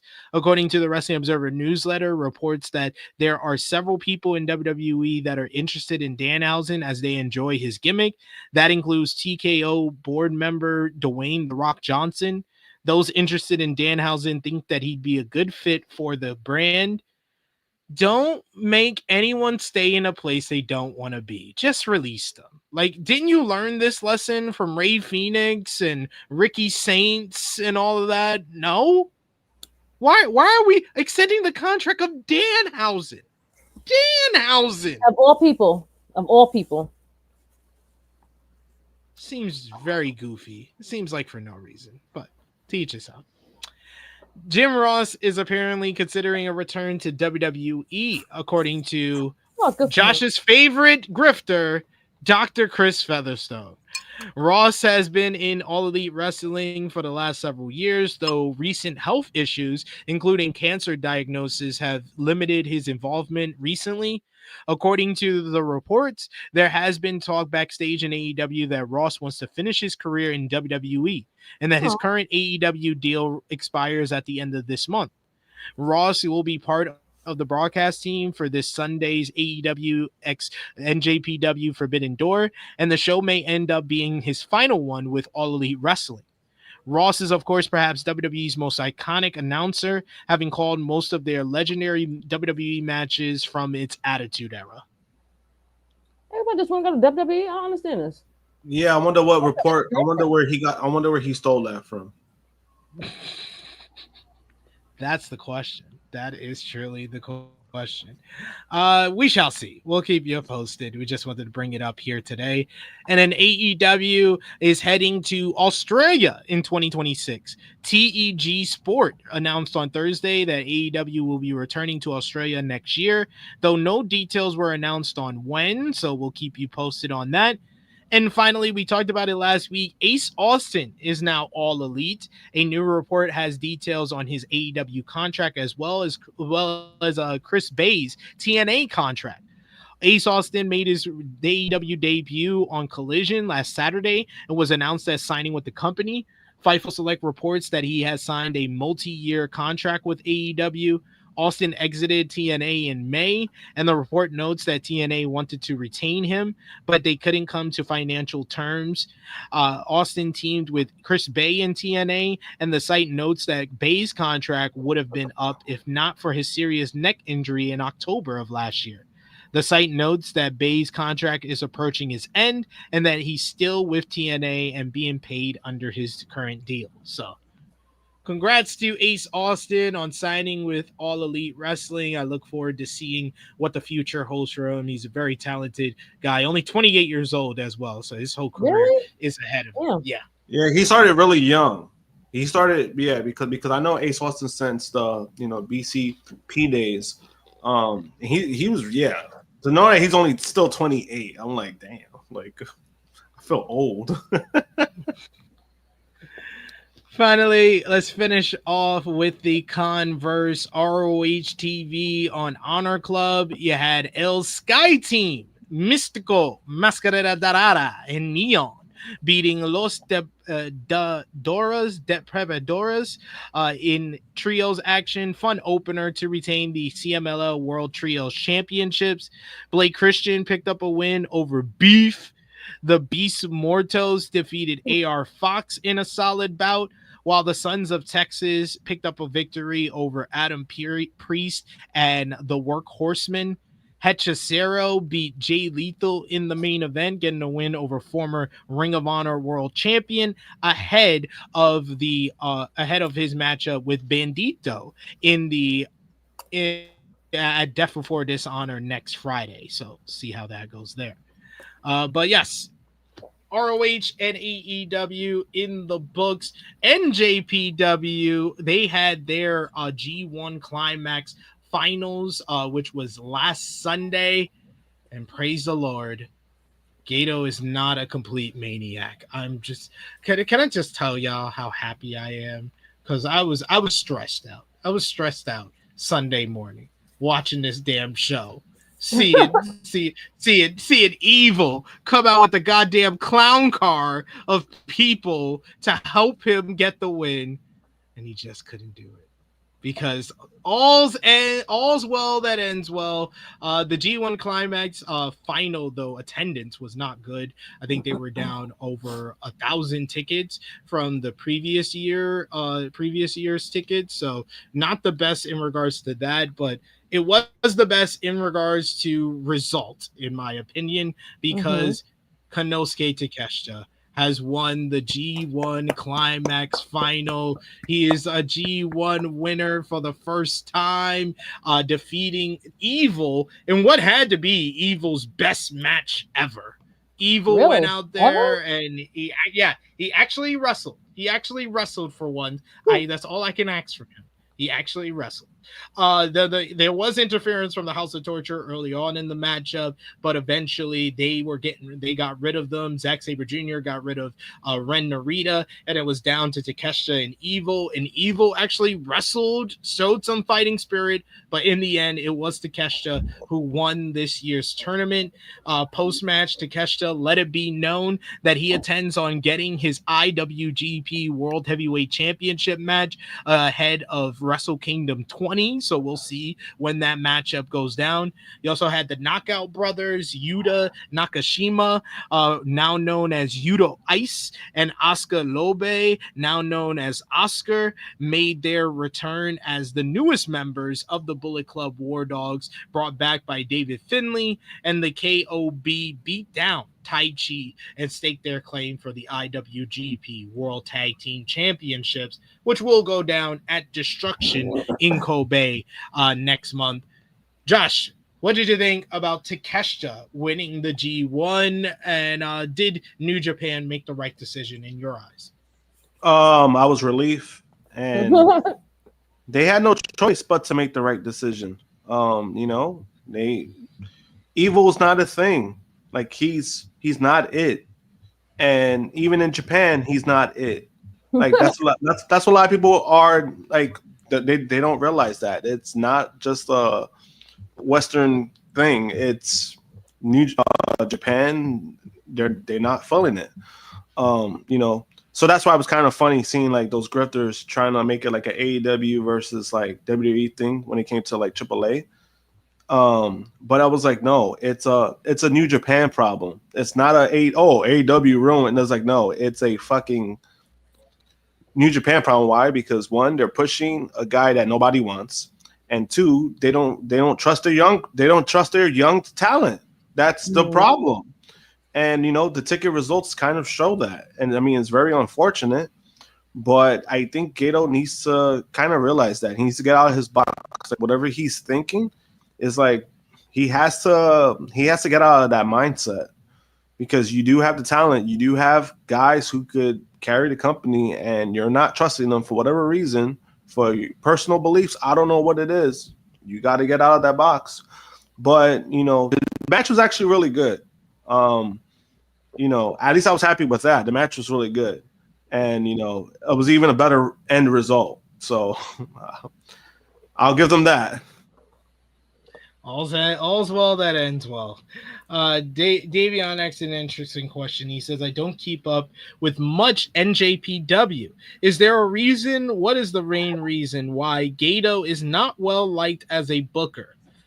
I think that he's not well liked as a booker. While he does have times where he can give you the highest of highs as a wrestling fan, he can also very quickly turn around and give you the lowest of lows. And his over reliance on the House of Torture, and House of Torture, very 80s style hokey finishes with a whole bunch of distractions and referee bumps and low blows and weapons being used and all of that. It takes away from what makes New Japan the best wrestling promotion at times, is their ability to tell well-crafted stories within the confines of a wrestling matchup. They don't have the bombastic moment merching of WWE. They don't have the high rate kind of like over the top roster that AEW has. They have a roster of guys that can work a main event style, some that can work maybe like middle of the card or never open weight style matches, and then they got the early match guys. They have a roster that is good. It's not exceptional like AEW or even as stacked as WWE, but the reason why it's sometimes known as the best is because they're able to put it all out there and tell a well-crafted story inside the square circle. But House of Torture and stuff like that distracts from all of that, because now you're not telling a story, a new story that people want to get into. You're selling the same old story that they've seen in 87 different other flavors throughout the last 20 years. Yeah. And like Sid said, like, I mean, it's kind of a detriment to what the company represents. Like House of Torture doesn't represent what we're used to seeing with New Japan. That's the best way to basically say it. Basically. But no, that was a good question. Johnny says, or Baby Seth says, House of Torture is supposed to be the Japanese Bullet Club. No, they were an offshoot, an extension of the Bullet Club that has just become the Chinese translation for freaking NWO team. Except they're pushed like the NWO. That's how that adds up. Yo, that's it. Oh my god, that's a good. Oh my god, yeah. Oh shit. How do you see? I didn't even look at it like that. It's not good. Quick news notes and shout outs to drunk guy JJ in the chat saying the fucking gang happy anniversary. My liver is celebrating as well. Oh my god, this guy. Bro, it's not even 12 o'clock yet. It's not 12 o'clock. It's 12 somewhere. It is 12 somewhere. Oh, it's like 5 o'clock where I was before this. In the latest episode of Wrestling Observer Radio, Brian Alvarez suggested that Konosuke Takeshita wrestled in the G1 Climax finals while dealing with the concussion he suffered in the match before. According to Alvarez, Takeshita was knocked batty in the semifinal against Zack Sabre Jr. Takeshita didn't remember the match or his post-match promo. NJPW then suggested that Takeshita was okay and let him wrestle the following night. The finals match with Evil was said to be a hard match. Then Takeshita flew to Scotland for his match on AEW Collision, which will air tonight. And then final note on New Japan is a lot of people believe that Evil was in the finals of the G1 Climax because Tony Khan booked it that way. What? A new report has some details on Evil's relationship with All Elite Wrestling and Tony Khan in specific.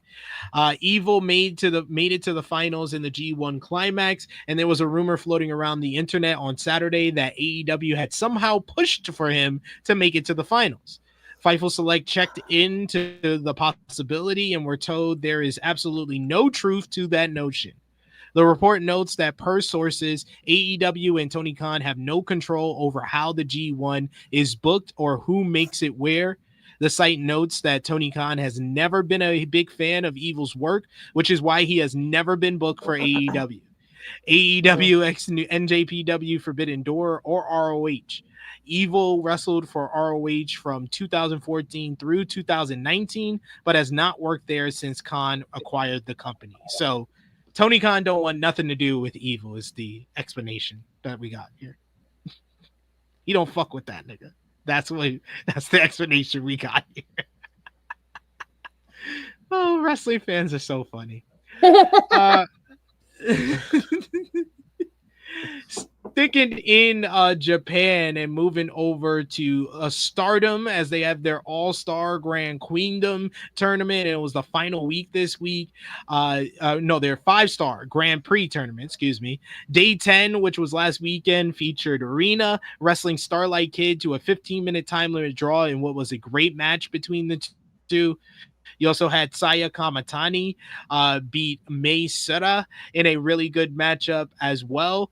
And then finally, you had Sarai defeated Momo Watanabe in a strong main event to the show.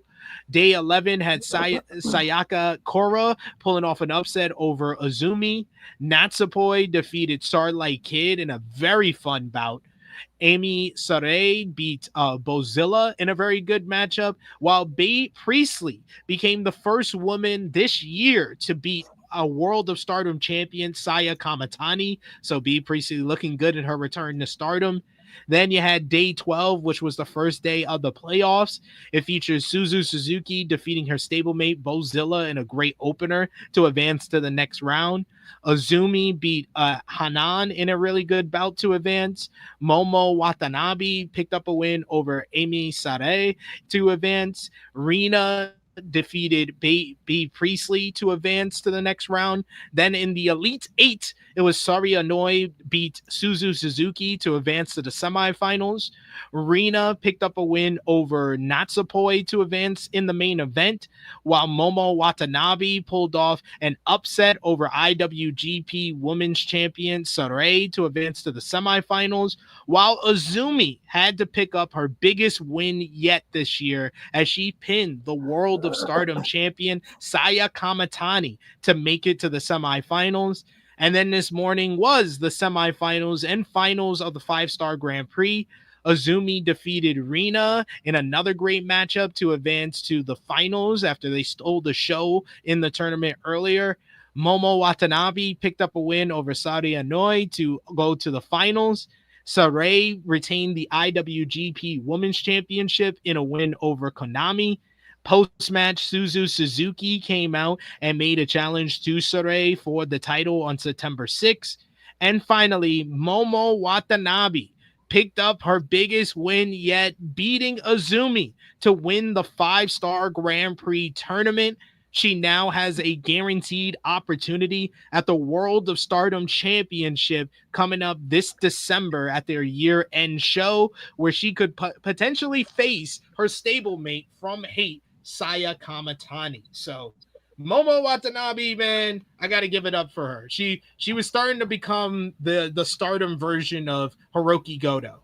But since this year Hiroki Goto won the big one, So Momo Watanabe had to win the big one too, so it makes sense there. But Momo just always came up short when she got an opportunity at one of the big titles, and we've seen it over the last year. She got a shot at the World of Stardom Championship, came up short. Got a shot at the IWGP Women's Championship against Mayu Iwatani and came up short there. Came up short against Mercedes Moné for the TBS Championship. Came up short against her for the NJPW Strong Women's Championship. Finally, she had to win the big one, so congratulations to her. And Momo versus Saya is a match that all Stardom fans have been talking about ever since Saya retired Tam Nakano. So really, really good stuff. I'm happy for her. We got here in the chat some respect for Evil, as Valab says, people mad acting like Evil can't wrestle.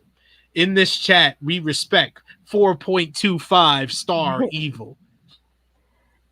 He says we do not respect House of Torture shittery. Yes, and that was the great part about the crowd for the G1 final, is that people took it as, oh man, they really wanted the homegrown guy of Evil to pick up the win. No, they were cheering for Evil to not cheat. That's what, because they booed every time House of Torture got involved, but they cheered every time Evil was actually wrestling. They wanted Evil to not cheat. That's what that crowd was cheering for. Not Evil in general, but Evil to not cheat and just be himself.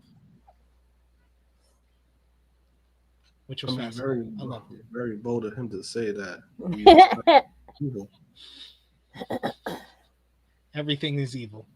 We got Michael Allen Lewis, who says Kamatani eating 2 back-to-back pins is crazy. Yeah, especially after being undefeated for the rest of the year. She took 2 back-to-back from Bae Priestley and Azumi. The Azumi matchup with Saya Kamatani, spoiler alert, that's in my matches of the week. That was a fantastic matchup.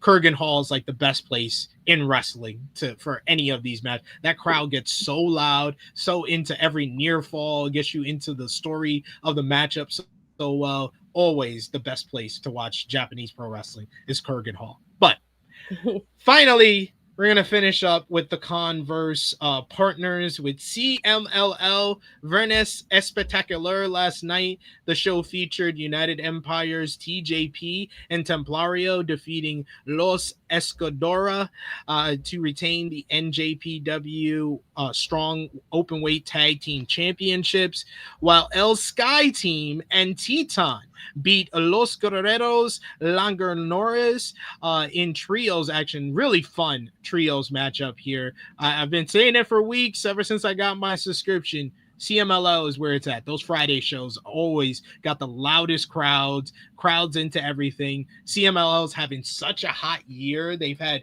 20 straight sellouts in Arena Mexico. They are really a favorite to be the promotion of the year so far for 2025. When on Friday does it come on, and where? Fridays at 10 p.m. on their YouTube channel, but you have to subscribe. You have to be a member of the channel to get it. Oh, okay. So after you watch Trash Ass SmackDown, you're gonna watch that. Pretty much. That's what I do. Oh snap! You just have to get over the Spanish commentary, but they're always hyped, so I'm into it. I fucks with it. But let's talk about your favorite show, Krssi, Trash Ass SmackDown. The show featured from Dublin, Ireland, and you get Dublin's own Becky Lynch kicking off the program from Dublin to a huge ovation. But she soon got booed out the building when she turned on Ireland, saying that they didn't deserve this first WWE TV show in the country. This led to Tiffany Stratton interrupting to go face-to-face with the Women's Intercontinental Champion. But then Nia Jax interrupted the WWE Women's Champion, leading to her attacking alongside Becky until Jade Cargill made the save. We got a cool little stare down between Jade and Becky, and then later in the show, Tiffy and Jade picked up a win over Nia and Becky in a fine main event after Becky walked out on Nia. Ron R-Truth Killings went to the wrong Dublin, so he sent a replacement for himself against Aleister Black, the returning Damian Priest. Priest came out and immediately brawled with Black all throughout the ringside area before they were separated. Mellow Don't Miz beat Motor City Machine Guns in a good matchup, while the Street Profits pulled off a win over the MFTs thanks to interference from Sami Zayn and Jimmy Uso. Thanks to their wins, Mellow Don't Miz and the Street Profits will now face each other next week to determine who gets the next shot at the YS6 for the WWE Tag Team Championships. Piper Niven pulled off a huge upset over Charlotte Flair thanks to interference from Chelsea Green. Drew McIntyre bragged about Cody Rhodes not having any friends left to defend the American Nightmare against him, which led to Randy Orton showing up and delivering an RKO to lay out McIntyre. And then finally, you had John Cena going face to face with Logan Paul in front of this hot crowd in Ireland and exposed him for why the fans don't like him, thinking that he is a parasite who wants to leech off of pro wrestling. Paul tried to punch Cena, but Cena got the last laugh, delivering an AA to stand tall. However, later, Drew McIntyre confronted Logan and told him that this is not the John Cena of 2010, and there's no need to be scared of him. So he needs to make this right before the end of the show. And to close the show, Paul basically interrupted Nick Aldis, telling Cena that he had spoken to Brock Lesnar, and sucker punched Cena to leave him laying as the show closed.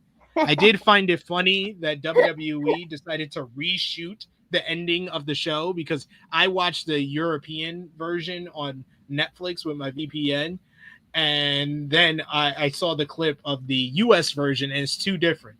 Because the European version, it's Logan coming from the side, and he completely misses Cena, and it looks like he punches him, but he completely misses, and Cena just falls down. So they reshot the ending because it was botched. So they did it over for the U.S. crowd, and he just comes from behind Nick Aldis, moves him out the way, and then punches Cena.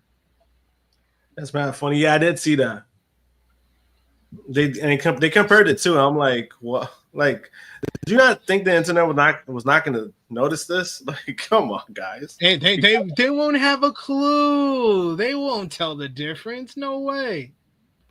Yeah, because apparently the internet is not real. Apparently to them, the internet is not real, but they love to brag about the engagements and views they get on the internet. That's pretty awesome, right? They know that we live in a world where we could just like do anything on AI, correct? They do know that this is the time that we live in. Like, can you imagine us this when we were in our 20s?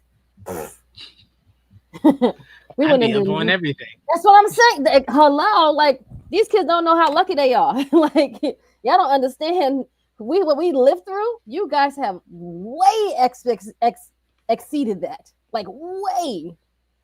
And y'all got cheat codes for everything.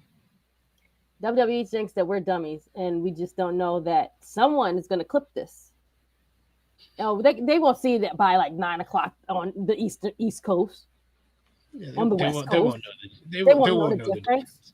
They're just too stupid. They're wrestling fans. They don't know no better. They're just stupid wrestling fans. There's no way they will have a clue what we did. What did you think? I love it. What did you think about SmackDown yesterday, Josh? I mean, it was okay. It wasn't the worst SmackDown.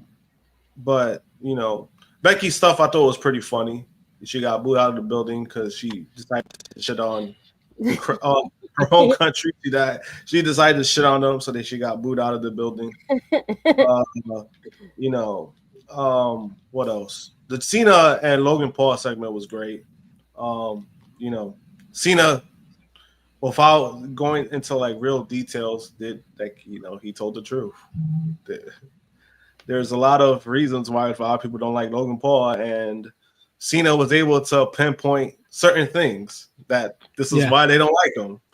And so I thought that was good. I thought all that stuff to build up, like it they made the match mean something where it's like, all right, like maybe I could tune in to see where this goes, right? Not too bad. That's all I could really ask for when it comes to SmackDown. The stuff with Mellow Don't Miz, I mean, I'm over it. Break him up. Mela doesn't need a babysitter. Stop, please. Please stop. Let it go. I was mad at they did it last week. They did it again this week. Or was that on Raw? One of the two. I was like, they're still together. Like, get Melo away from him now. Damn, they meet Motor City Machine Guns. I'm like, damn, guys, you chose this, I guess. So. Yeah, like, I guess guess because they don't have no legit tag teams. That's the problem.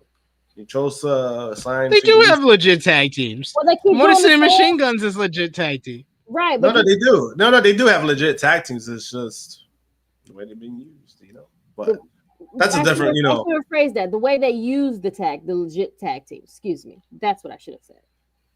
Yeah. But besides that, it's definitely true. They're pushing the Wyatt Six over every legit tag team. It's true. Why? Because they want popping moments. Nobody gives a shit about them standing in the corner over there.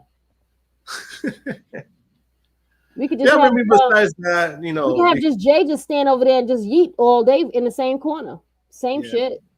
We're probably not going to see Cody for another 2-3 weeks just because of he's filming currently.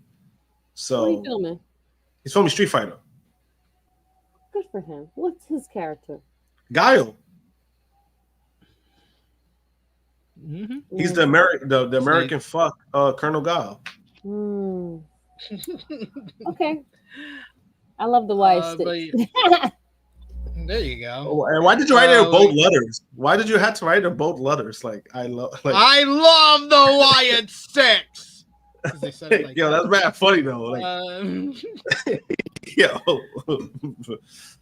We got a super chat donation. That's more funny than it had to be. We got a super chat donation from Dion Jenkins who says John Cena has to be in the top 5 on the mic, right? All time. No, I don't think he's all time top 5 on the mic. Probably WWE history. Yeah, he's top 5 on the mic. I think Flair is better. Yep, Flair way better. Funk is better. Piper's better. Dusty's better. The Rock's better. You keep going. There's a lot of people that's in the front. Austin's better. Punk is better. But that's what I said. Top 10. I'm named 7, 8 names there. So top 10. And all those guys in WWE. So, and all those guys were in WWE basically. Mm-hmm. To be fair though, Dusty is more of his work in Jim Crockett promotion. Well, yeah. Same with Flair to a certain. But that's true. Yeah. But it's give or take. I think Cena maybe top 5 in WWE terms. Not overall. Maybe top 10 at most.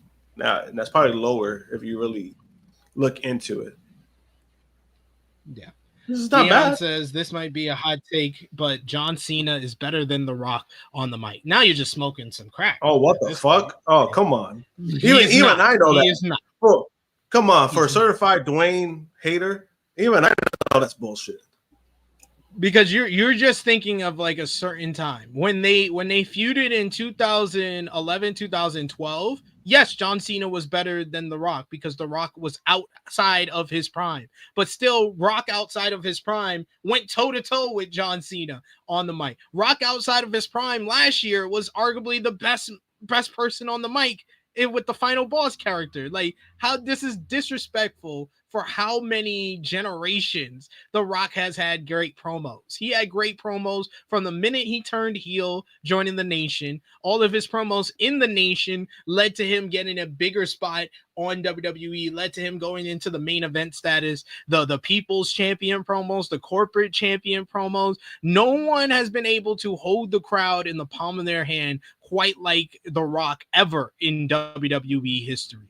Whether he was the comedy jock, whether he was Hollywood Rock, which many people consider his best run ever. He could be doing a rock concert. He could be talking about Fruity Pebbles. It's the most entertaining thing you've ever seen. John Cena, you could say he's better at certain things on the mic, but saying John Cena is better than The Rock on the mic is definitely a hot take, and it's definitely a hot take I don't agree with. Yeah, that definitely, I don't know, man. You see?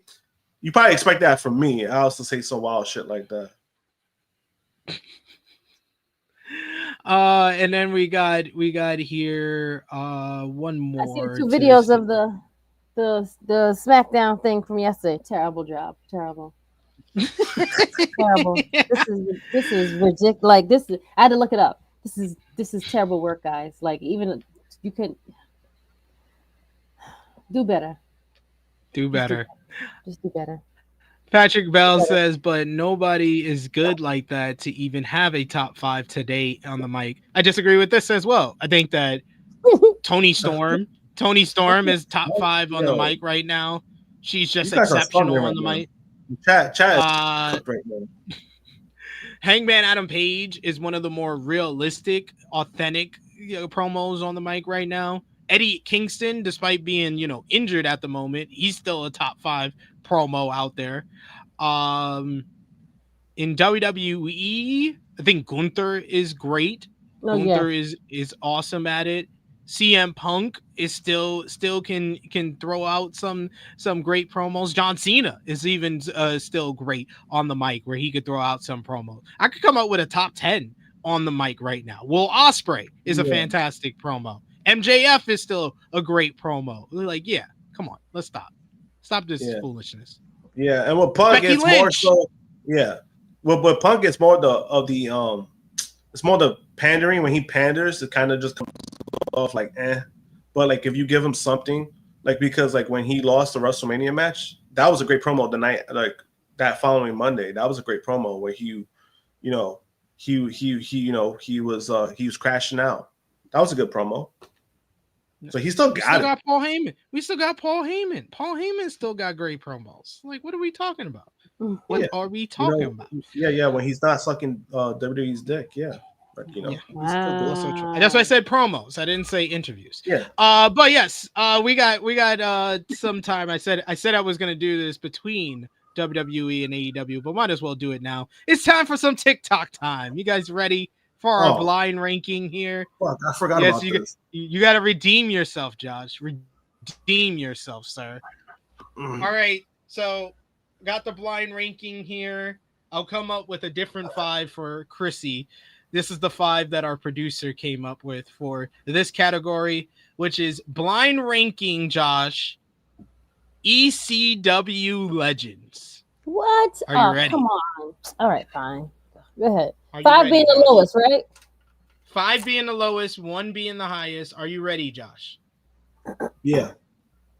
All right. These are your names. Chili Willy. Ooh. Chili Willy. No, that's nothing. I didn't hear. Josh, right? Yeah, for Josh. Oh, for me? Why me? Yeah. Chili Willy, go ahead. I don't even know who's that. Same. Well, he's definitely getting number 5 then. This is our producer who came up with these names. Chili Willy is your first. That's number 5, I guess, by default. Because who the fuck is that? El Puerto Ricano. Oh, Puerto Rico. What? What's going on? I did not even know these first 2 names. That's how well ECW legends were doing. I don't know. I guess 3 because he's Puerto Rican. Bill Alfonso.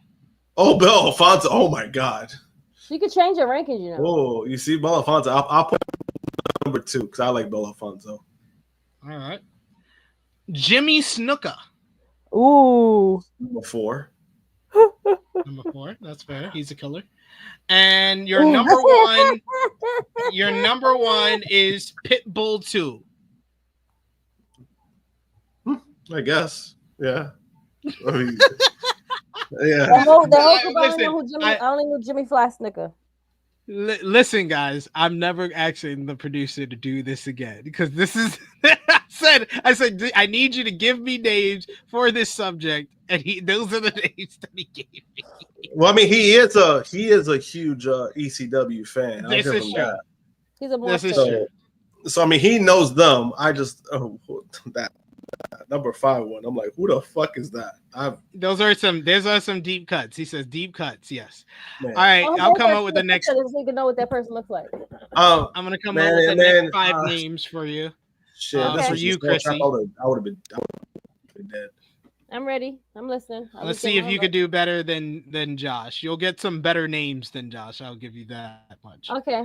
This is all ECW as And that's well? fucked up. That sounds like a setup. That's fucked up.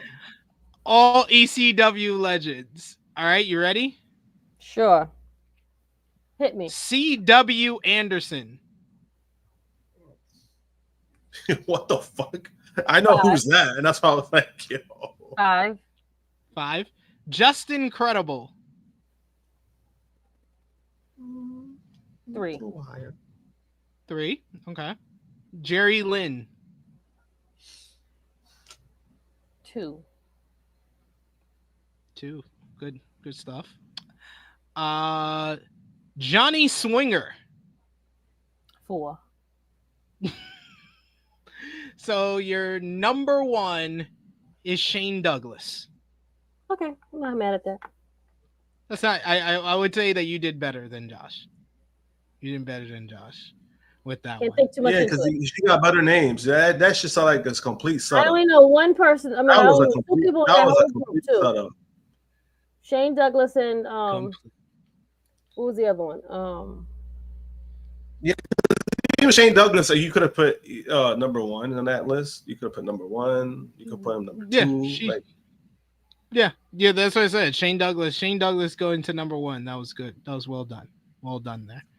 All right, now we got our next subject, which is it's gonna be Horsewomen. Horsewomen is our next subject, and start with you, Miss Krssi Luv.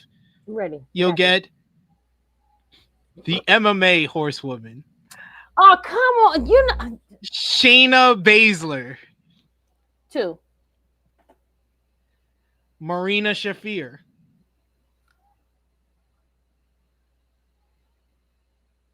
3. And what did you give Shayna Baszler? You gave her 2, right? 2. I think I should have gave her 1 because I feel like this is a setup. Jessamine Duke. 5. She's the one that nobody remembers. That's 5. Since there's only 4, I have to throw a wild card into here. So you ready? Mm-hmm. There is, well, yeah. Lola Vice. I gave what 2 and 5 away, right? I think you have 1 and 5 left. No. Oh, okay. Oh no, you gave Jessamine. Yeah, you got Jessamine Dukes 5. So 1 and 4 is left.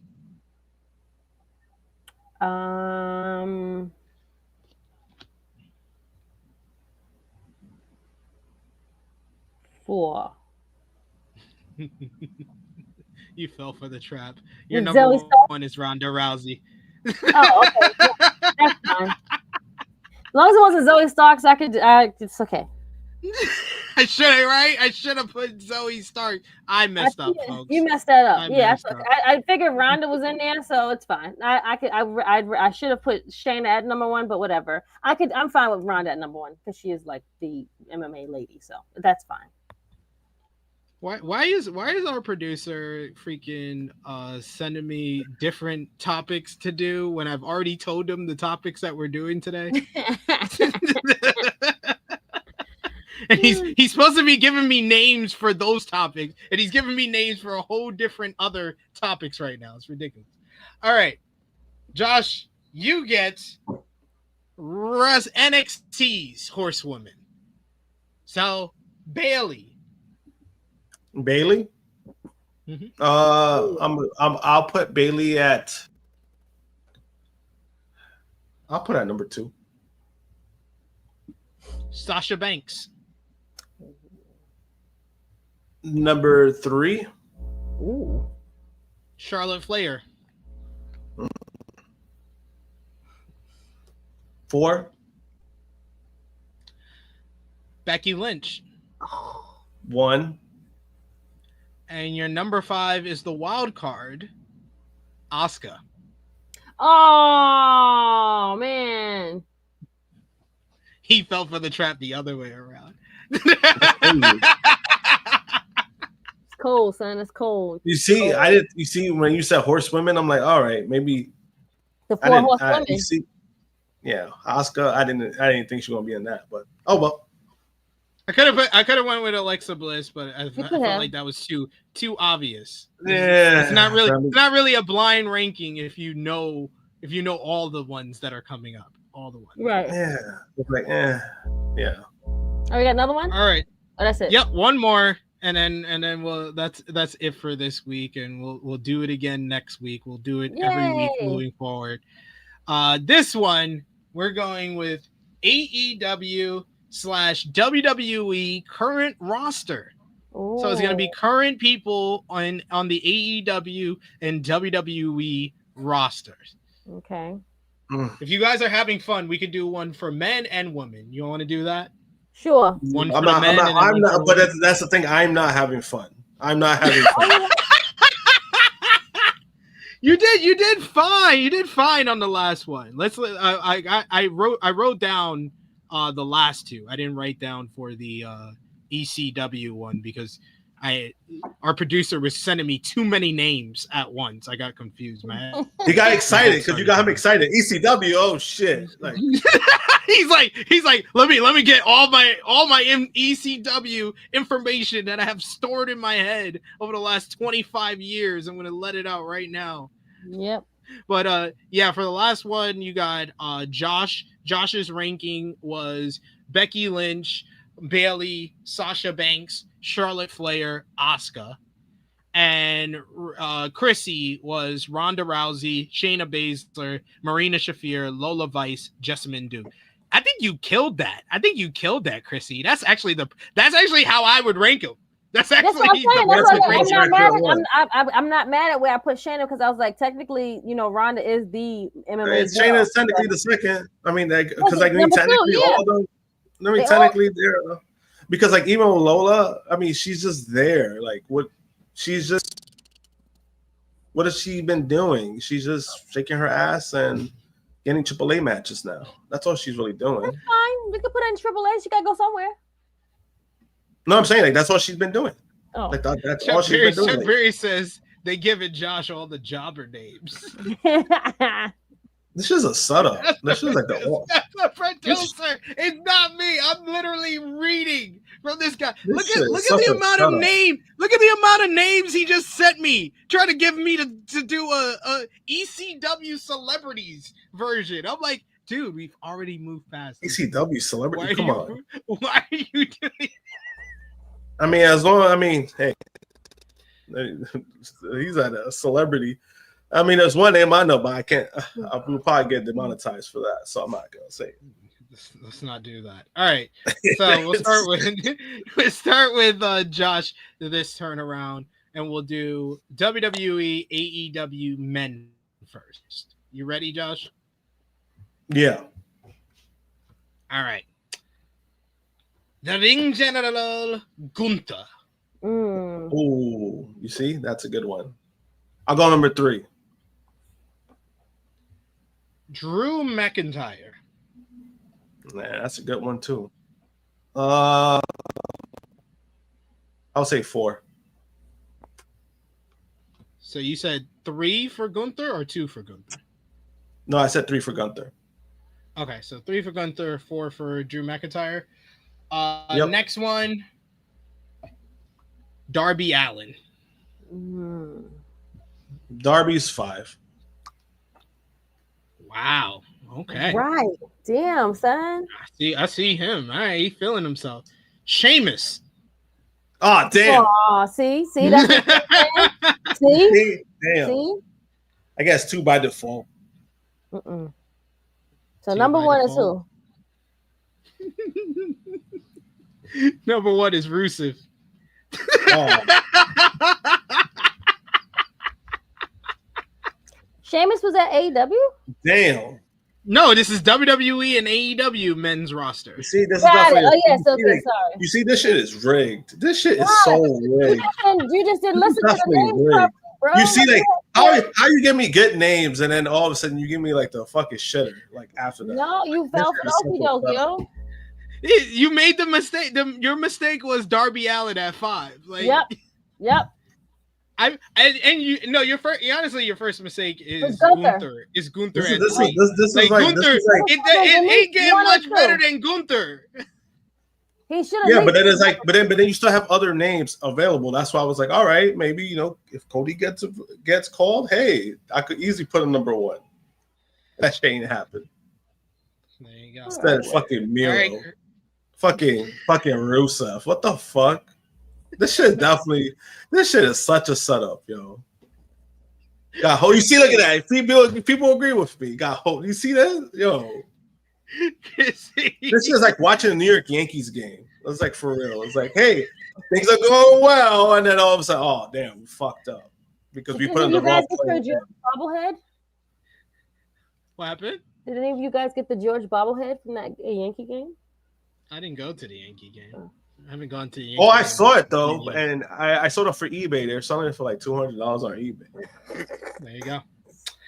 All right, Krssi, it's your turn. You ready? I'm ready. Kenny Omega. You see the shit, yo. You see the shit. 2. Okay. Randy Orton. 5. Wow. John Cena. Fuck. God damn it. You say God damn it. I wish I would have had that. I'm mad I just put Randy Orton before John Cena, but whatever. Christian Cage. 3. And number 1, Adam Copeland. What? You were going so well. I know. Going so well. You smartly put Omega at 2.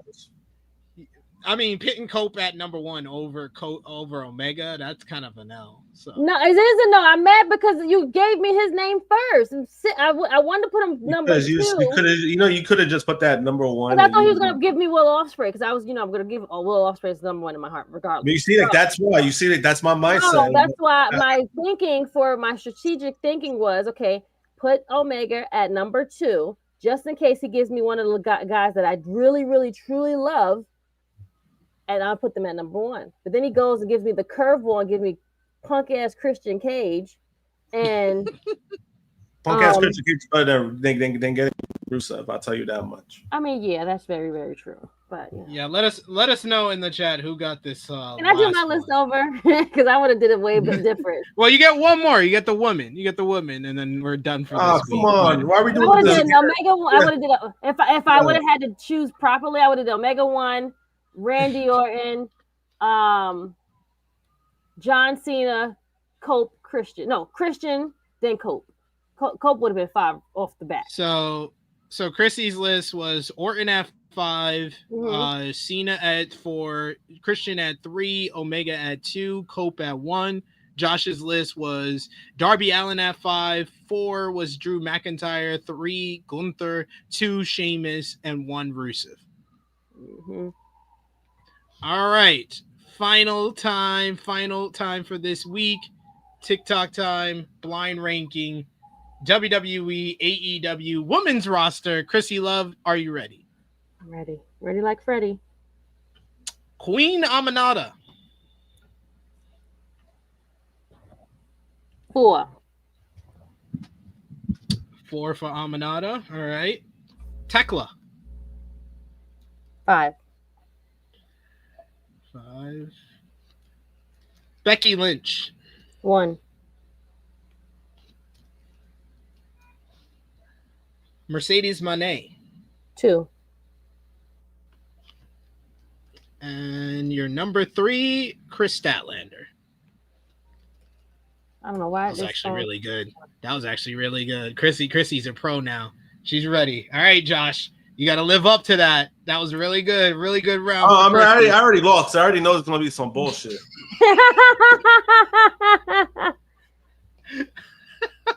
Well, now, why would you think such a thing? See, look at that. Look at the way he said it. Look at the way he said it. It's a setup. You ready, Josh? Yeah. Lyra Valkyria. Lyra? Lyra, I'll put at 3. Okay. Willow Nightingale. Willow? I do love Willow. I'll put her at I'm trying to think. Willow. He don't be listening. I'll be giving him the key.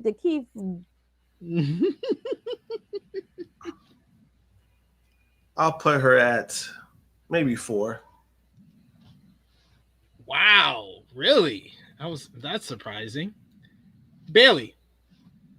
Bailey? Did we Number do 2. Bailey already? No, that's for I that. did that for the Horsewomen. That was for the Horsewomen.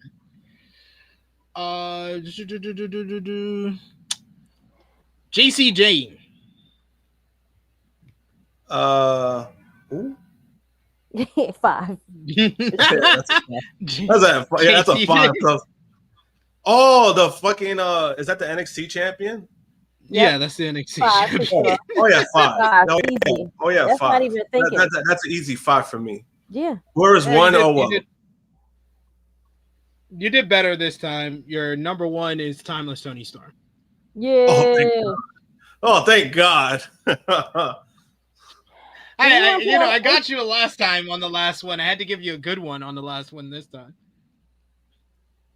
So yes, so her Chrissy's blind ranking was Tekla at 5, 4 was Aminata, 3 was Statlander, 2 Mercedes, 1 Becky, and Josh's was JC Jane at 5, 4 Willow Nightingale, 2 Lyra Valkyria, 3 Lyra Valkyria, 2 Bailey, and number 1 Timeless Tony Storm. I like it. Good stuff. Good stuff. I like it. Good stuff. I like You guys saved your last round for your best round. That was the best round for both of you. My last. All right. Sure. Let us know in the comment section or live chat if you enjoy TikTok time in our blind ranking, and give us some suggestions for future weeks when we do this. But we got to talk about WWE news because they had a big news week, as it looks like WWE Premium Live events will be moving to ESPN ahead of schedule. Announced by WWE and ESPN, the exclusive landmark rights agreement between ESPN and WWE is launching earlier than previously announced. WWE PLEs will kick off on September 20th on the new ESPN direct-to-consumer service, starting with WWE Wrestlepalooza in Indianapolis, Indiana in 2025. John Cena is announced as headlining the event, which will be held at the Cambridge Fieldhouse in Indianapolis. As previously reported, it's rumored that John Cena versus Brock Lesnar will be taking place at the event. Tickets for the card went on sale on Friday, August 22nd. Pre-sale access was available on Thursday. Other superstars announced for Wrestlepalooza include WWE Champion Cody Rhodes, World Heavyweight Champion Seth Rollins, Women's Intercontinental Champion Becky Lynch, CM Punk, and Drew McIntyre, who are all slated to compete in major matches at the event. It will be held in partnership with Indiana Sports Corporation, marking the last time Cena wrestles in Indianapolis. Wrestlepalooza will stream live on the new ESPN app, ESPN's new direct-to-consumer streaming service, starting at 7 p.m. Eastern.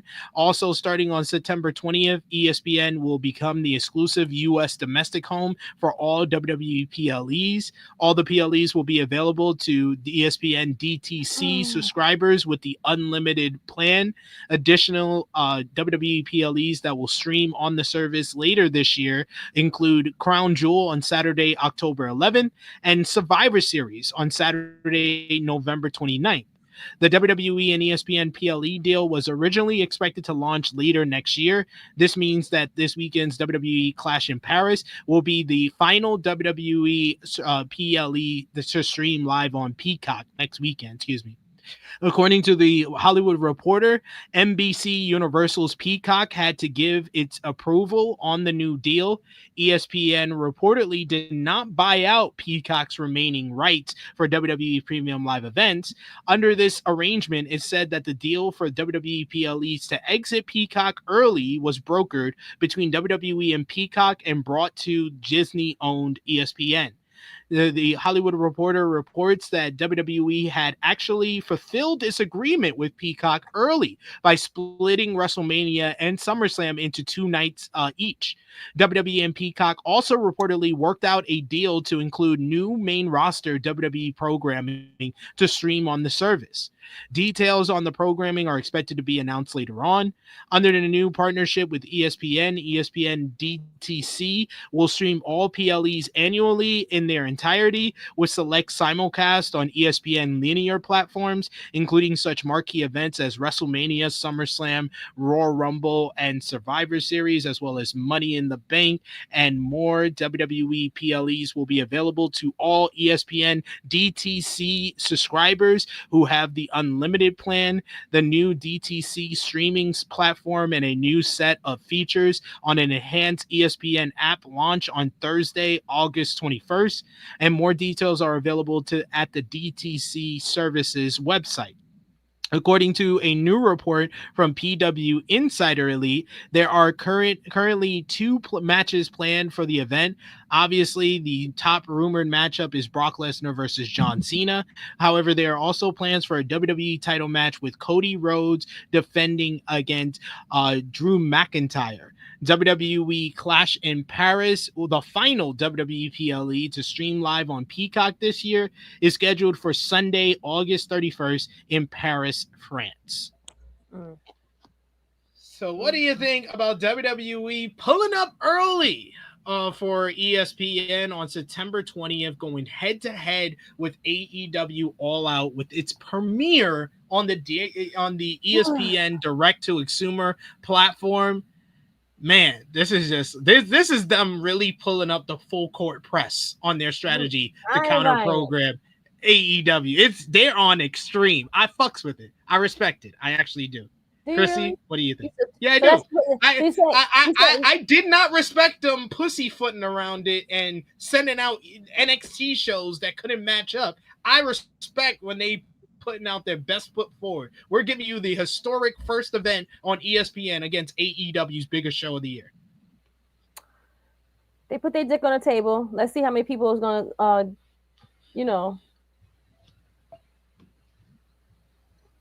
I don't plan on buying it, but, have fun, guys. I'm watching AEW. I'm not paying for 2 pay-per-views. I'm telling you that now. I'm not doing it. Josh, what do you think about Wrestlepalooza as a name and then but Will going Ospreay not early? Gonna be there, though, right? What happened? Will Ospreay not gonna be there, though, right? Probably I'm not. I'll still buy AEW. They're gonna give me better matches. I don't want to see John Cena and Brock Lesnar be wrestling for like 10 minutes. I'm good on it. I can watch it on YouTube when it's over. Moving up forward, it's kind of not really surprising because they need people to, to try to buy the app, $30 a month. So in that aspect, it makes sense as far as them going head to head with the AEW. I would have respected it if they were just like more honest about it. Yep. That part. I think that's more it than anything. If that's what you're going to do, you're going to do it. As far as if it hurts AEW, I think projectily it might. Anything if AEW gets if AEW gets over 100K, right? That's usually what they get on their pay-per-view. Is that a success? Is that something that's all right, it didn't hurt it that much, right? So I don't know when it comes to that. We'll wait and see. As far as the app itself, I do qualify to get it for free. But I could always watch that later. That's why it's not really a need for me. It is what it is. Oh, you have the app already, so you're good to go. So you're gonna watch it with no problem, like Peacock, like it was on No, I don't have that app yet. I could get it if I want to. I qualify for it because my cable provider has ESPN. Oh, got it. Yeah. Okay, so if your cable provider has like ESPN, like on like stream, like the you Like can the regular watch it channel. through, like through your cable provider. Like you could log into the stuff and log in through with the ESPN. Yeah. Yeah, with your provider. Yeah. Got it. Like Yeah. Spectrum. If you're going through Spectrum, okay, I got it now. I got it. Yeah, so basically I'll be getting it for free. So if I really want to, I could even cancel my Peacock. I don't know if I'm gonna do that yet. I could do that if I want to. But it's like I'm it's not canceling my Peacock for sure. yeah, like for me it's not gonna really matter as much. Yeah. Like I'm still thinking about it just because like there are some things I do watch, but then it's like for me, it's like, do I really need it to this point where I'm like I'm paying $10 a month? You know what I mean? Like do I really need it?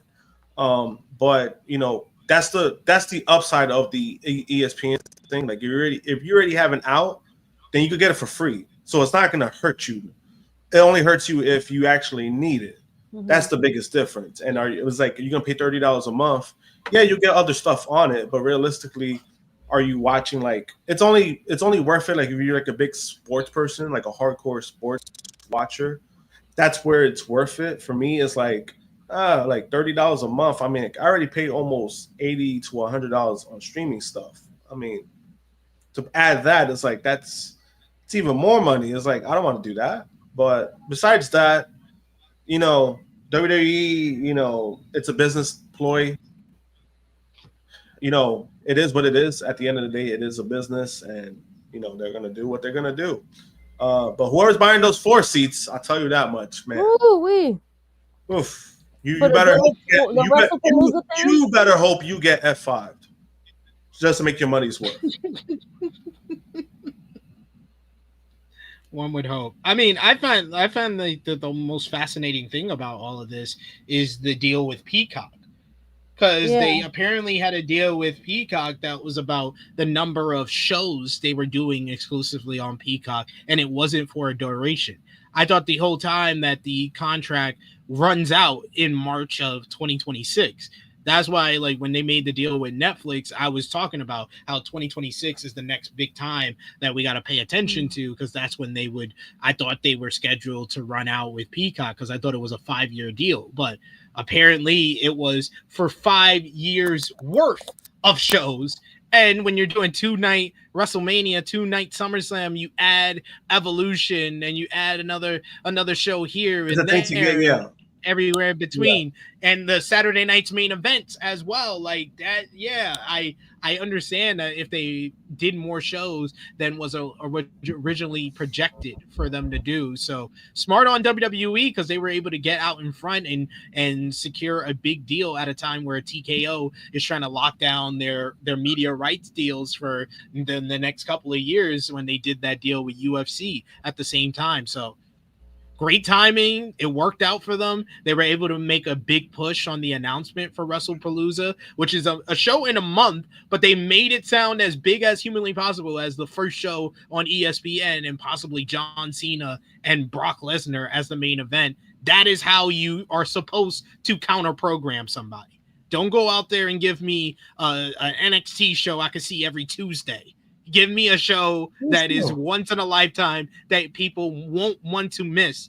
And I think that's the effort that they're putting in now, which I can respect in comparison to the way they were doing it previously.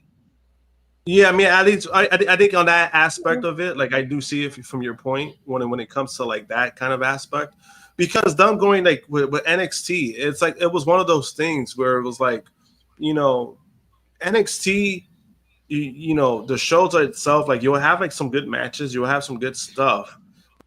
For the most part, it's like, you know, NXT, because they're in this partnership with TNA, you know, they kind of got away from what they've been doing, and kind of like they're, you know, like we've been saying, like they have a fucking identity crisis, to the point that is like now when these shows come on, it doesn't even matter. Like, you know, I didn't even know Heatwave was tomorrow. And I was just like, oh, of course it is. Like, of course it's tomorrow, because why the fuck they wouldn't, right? But it's one of those things where it's like you're hurting about that shit. You're hurting NXT. Like you're hurting NXT, where it's like even like a couple, you know, when this first happened back in 2019, 2020, NXT was more prominent and had a better roster. Now it's like really don't have that. Like, you don't have that asset to even keep up.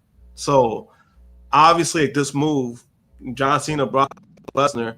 I mean, John Cena, Brock Lesnar in 2025. I'm not really that excited about, but it gets other people excited because it's gonna be the last time they're gonna see it. So, you know, and that aspect is smart strategy. Like, it's smart. Like, it's smart strategy.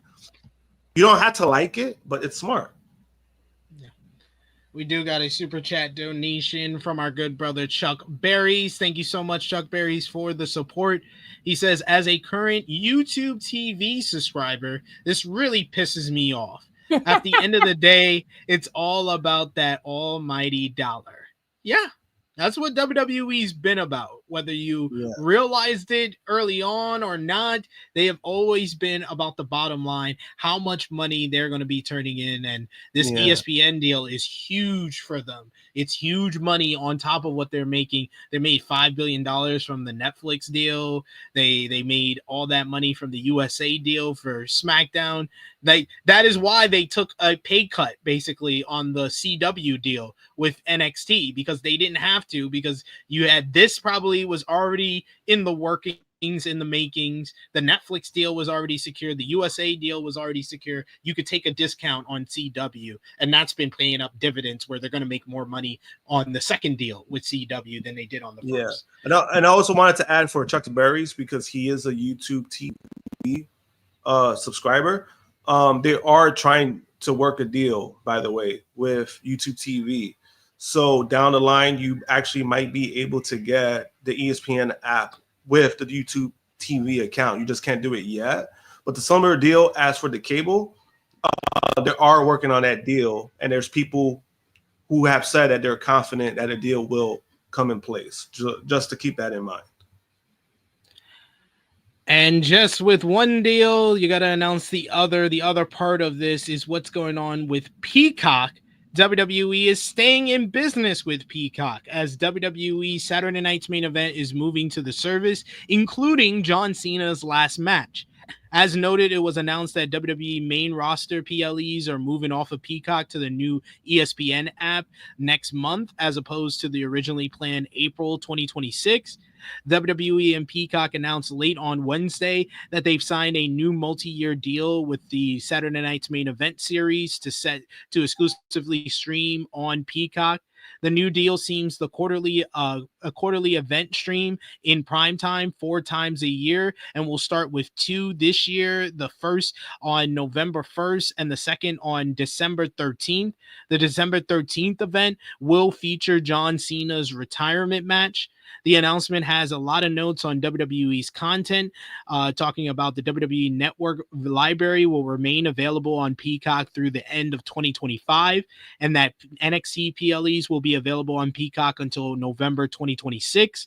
It notably does not say where all of that will go after those points. It was also noted that the SmackDown library will remain on Peacock on a 30-day delay, with USA Network continuing as the live exclusive home of SmackDown.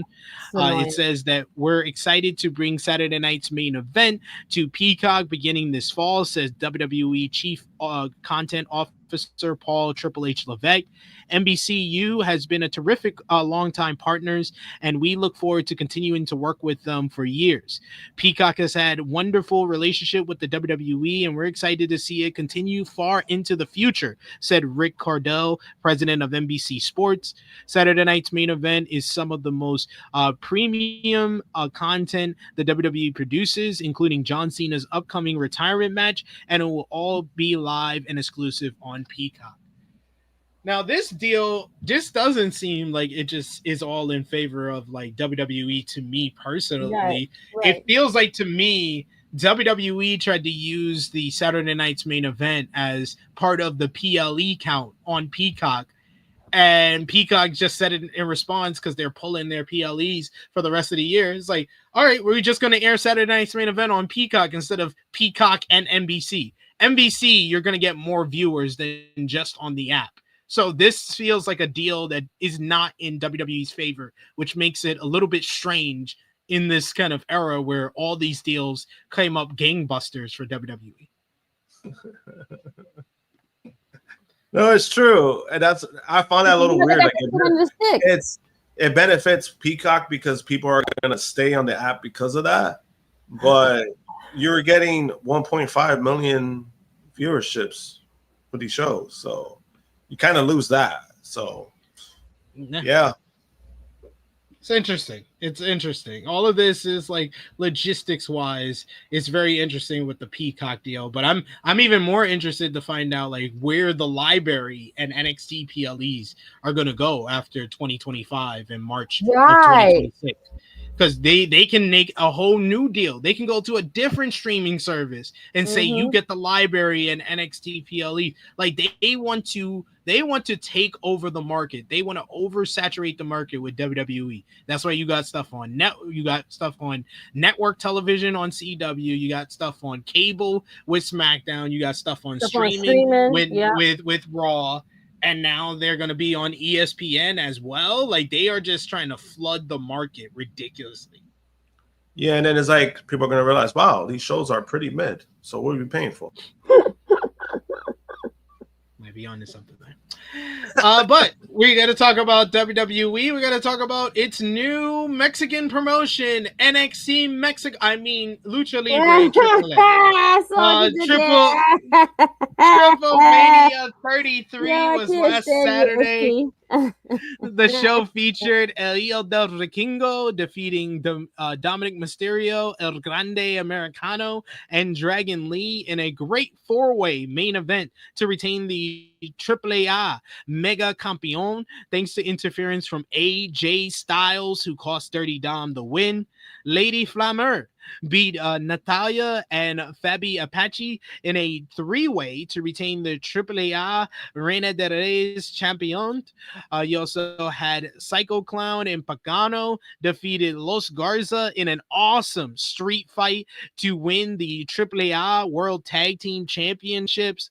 The Judgment Day picked up a win over Lola Vice, Misty Iguana, and Nino Hammerberkoso.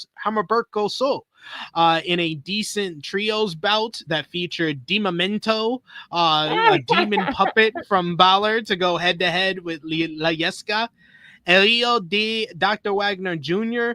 beat El Messias to win the AAA Latin American Championship, while Omos went face to knee with Micro Man and then won the Copa Badal Battle Royal to win the Copa Badal Cup. Then that moved over to... Sorry. I said knee. He's even smaller than that.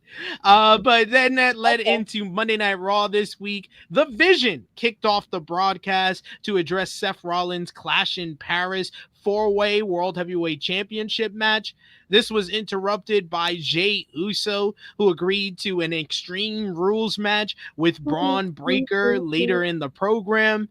Jay came out dressed as New Jack, ready for the Extreme Rules matchup, picking up a win over Breaker in a fun match, thanks to interference from, and this is a lot of people, Seth, Bronson Reed, CM Punk, LA Knight, and Roman Reigns, who made the final save for his cousin here. Post-match, Reigns challenged Reed to a singles match at Clash in Paris next Sunday. Io Sky defeated Raquel Rodriguez in a solid affair. Post-match, Raquel and Roxanne Perez jumped Io until Rhea Ripley made the save. Backstage, the Kabuki Warriors got upset with Io for allowing Rhea to help her with no problem, while it was a problem for Asuka and Kairi Sane to help her. Becky Lynch beat Natalya to retain the WWE Women's Intercontinental Championship. Post-match, she laid out Natalya and attacked Maxine Dupree until Nikki Bella made the save and laid out the Intercontinental Champion. Penta defeated Xavier Woods. The New Day picked up another win over Mr. Iguana, this time with Dragon Lee. Post-match, the Judgment Day tried to further attack the babyfaces until AAA Mega Campeon El Del Vikingo made the save. However, the Judgment Day got the better of him and laid him out with Dom hitting a frog splash. And finally, Naomi announced that she was in fact pregnant. thus had to relinquish her WWE Women's World Championship, and she cut a fantastic promo where she was able to play up her character while relishing in the real-life milestone. WWE announced that they will make their decision in regards to the future of the title next week. Miss Krssi Luv, how did you like Naomi's big announcement, and any thoughts on TripleMania as well? NXT TripleMania was cool. So we're gonna leave it at that. Like that AJ Styles. All the people that we said I predicted that was gonna win didn't win. They lost. I was wrong. Most of the card was all wrong. We was thinking it was gonna be a WWE night. No, it wasn't. Whatever. No, couldn't win them all. Right. Probably the next one will be. You give one. The first one was. The second one will give to you. The next one they'll probably get everything. That's probably how it is. Whatever. Raw was cool. My husband was watching it with me. He was like, "Who told Becky Lynch she was the greatest of all time?" I was like, "Sid." That popped me. Very well said. She's like, well, I told, like, she's like, I mean, I am the greatest. And he was like, I would say that too. I would, if someone wrote that about me, I would say that too. Great, that's great work on her part. I was like, yeah, Sid told her that. And she's been running with it ever since, and it's a great gimmick for her heel that she's doing right now. But overall, I mean, it was Raw. It was cool. It was better than SmackDown. So the bar is amazingly low. It's very low. Very, very low. So Roman Reigns has now resorted to being not a main eventer, but now he has to fight someone that's like, yeah. Why you mad at Bronson Reed for? Why Bronson Reed can't get a match with Roman? Why he can't get a match with Roman Reigns then? They're not main event, and they probably gonna be like in the middle. Well, I mean, he's probably opening the show like he did at SummerSlam. He don't mind opening the show. Yeah, he don't mind opening the show. You're right. He can open it, but he's not, or he can close it. And if he can't close it, he has to open it. He's not going in the middle. That's true. All right. Exactly. Fair. Cena can go in the middle. Cena definitely can go in the middle. Nobody gives a shit. Josh, what did you think about you gave some of your thoughts on TripleMania already, but any final thoughts on that or Monday Night Raw this week? No, like I said, TripleMania was a solid show. For what it's worth. For what it was. Yeah, it was a solid show. Believe me, it was one of the most presentable TripleManias in a long time. So that should tell you the quality of the show itself. NXT Mania. What happened? NXT Mania. Yeah. Spanish version. Well, I mean, they had Omos. They had, that was cool. They had Dominic Mysterio. Yeah, non-wrestling people sending that. They had a few main roster people. I know. They was like, "What is this?" Yeah, but people sending that to me and watching. They was like, but as far as when it comes to AAA itself, where there was this hope of, because Nick Khan made some comments, and I think he was full of shit on them, of like, oh, we're not here to change anything in TripleMania. We're just here to make it more global. And it's just like, no, you guys already have made a lot of changes. And it's okay. It's okay to acknowledge that because AAA did need some of the changes, but you did see it firsthand with TripleMania. But as far as Raw, I mean, for Raw was, again, Raw does feel like it's better to watch than SmackDown. The only thing with Raw is that repetitive nature of how it starts and how it ends. And then it's getting to a point that it's become a running joke, where people kind of predict what's going to happen in the beginning and then at the end, and it's been happening. So that's how predictable Raw has been. As far as the follow up with like AAA, they did do like the tag team match. Mr. Iguana. I think it's gonna get to a point with Mr. Iguana, like if they keep presenting him this way, it's gonna oversaturate and it's probably gonna burn out. It's gonna burn out eventually. So I think with him, I think they should do like subtle appearances. They shouldn't do every day because we already saw him twice. He was already been on Raw and SmackDown less than a month, and I'm like, you're gonna keep pulling him out, and it's gonna get to a point that people are probably gonna not want to see him. Especially me. I mean, he has a punchable face, like I said before. So you know. But overall, I thought Raw was solid. Yeah. Yeah, I think the highlight of Raw this week was definitely Naomi. That was just a great promo. It was good. You know, I've seen people announce pregnancies in wrestling before, most notably Cody and Brandy in AEW, and that was not the right way to do it. It just felt like you needed a celebration moment for yourself. So you shoehorned a freaking pregnancy announcement on a wrestling show. This was done the right way because it put over her character. Despite you know the news basically baby facing her, she was able to hold on to her character and play it up more, which got the fans more engaged in her as a baby face. It was so and it was buzz. There was buzz before that. There was like buzz for like 2 weeks going in where they were like, "Oh, what's going on with Naomi? Is she injured?" So people got more concerned about that. But the baby thing, I think it's positive. It's a positive thing. It, you know, again, I wish you didn't have to go on Stephanie's show and talk about it though.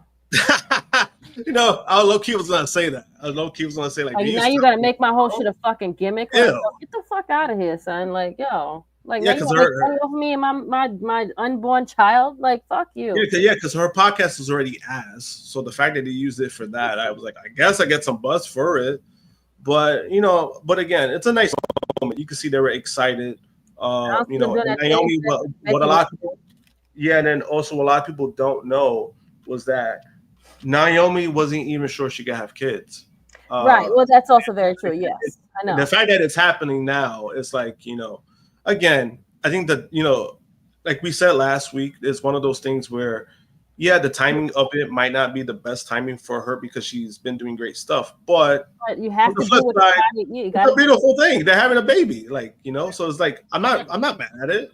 They're having a baby, and she's excited. She's excited to be a mom, and she's always wanted to be one. Like she's already said it. Like it's again, our bodies have a clock that ticks, and we have to answer it when it calls. If you do choose to do that. Yeah. And as you know, I did like the fact that she was talking mad shit. She was like, "Oh, y'all look, I was gonna run through y'all," and then the shit she did to Adam Pearce. Fuck Adam Pearce. That was good that she did that. She's like, "Get out of the ring." Yeah, she's like, "Get out of the ring." And he's like this, like he took it and left like a bitch. Like we didn't even need him. Like she could have just did everything without him there. To be honest, he was just there. Like he didn't have to be there, but whatever. He didn't have to be there, but I like it for the fact that she brought up the last time she had to hand over the title. Yep. It was cool. I enjoyed it, and it was good. Like she laid the belt on the floor. It was good because it's holding back tears, but still got through her promo with like a champ. It was great. It was really good stuff. We're not gonna see her for 2 years. So you know, we're not gonna see her for 2 years, but. You know, it'll be worth it. Yeah. You never know. She might be back before. She was like, I don't even care if I have to come back breastfeeding my child. I'm getting this title back. Just great promo. That was one of the best promos from a female star this year. We do have a couple of love in the chat from our boy Negro Buck Nick Jackson, who says, "Happy 8 years of Tru Heel Heat. Love y'all." Black heart emoji. He also sends us some love in the form of a super chat donation. He says, "Little run in while I'm at work. Fuck the Fed. LOL." Thank you so much, Negro Bug. Always appreciate all the support you always give us here on the channel. Always appreciate it, good sir. We also got Davion in the chat who says, "Happy 8-year anniversary. I first found THH on an episode of AE Ramble. I'm so glad to be a subscriber since 2024, and I'm absolutely grateful for guys. Keep up the amazing content." Thank you. Thank you. Those are very lovely words. We appreciate that, Davion. You've been a real one in the chat since you found us, so we appreciate you, man. And we got some news in the chat as well from our good brother Valab, who says the Young Bucks have uploaded a new video on the Being the Elite YouTube channel. So is BTE on its way back? What? It's been like, what, 2 years or some shit? Yeah, it's been a while. It's been a while. Damn. Oh, I mean, to be fair, they are broke, so they do need the money. This is true. They got to bring back the YouTube channel because they're broke as hell.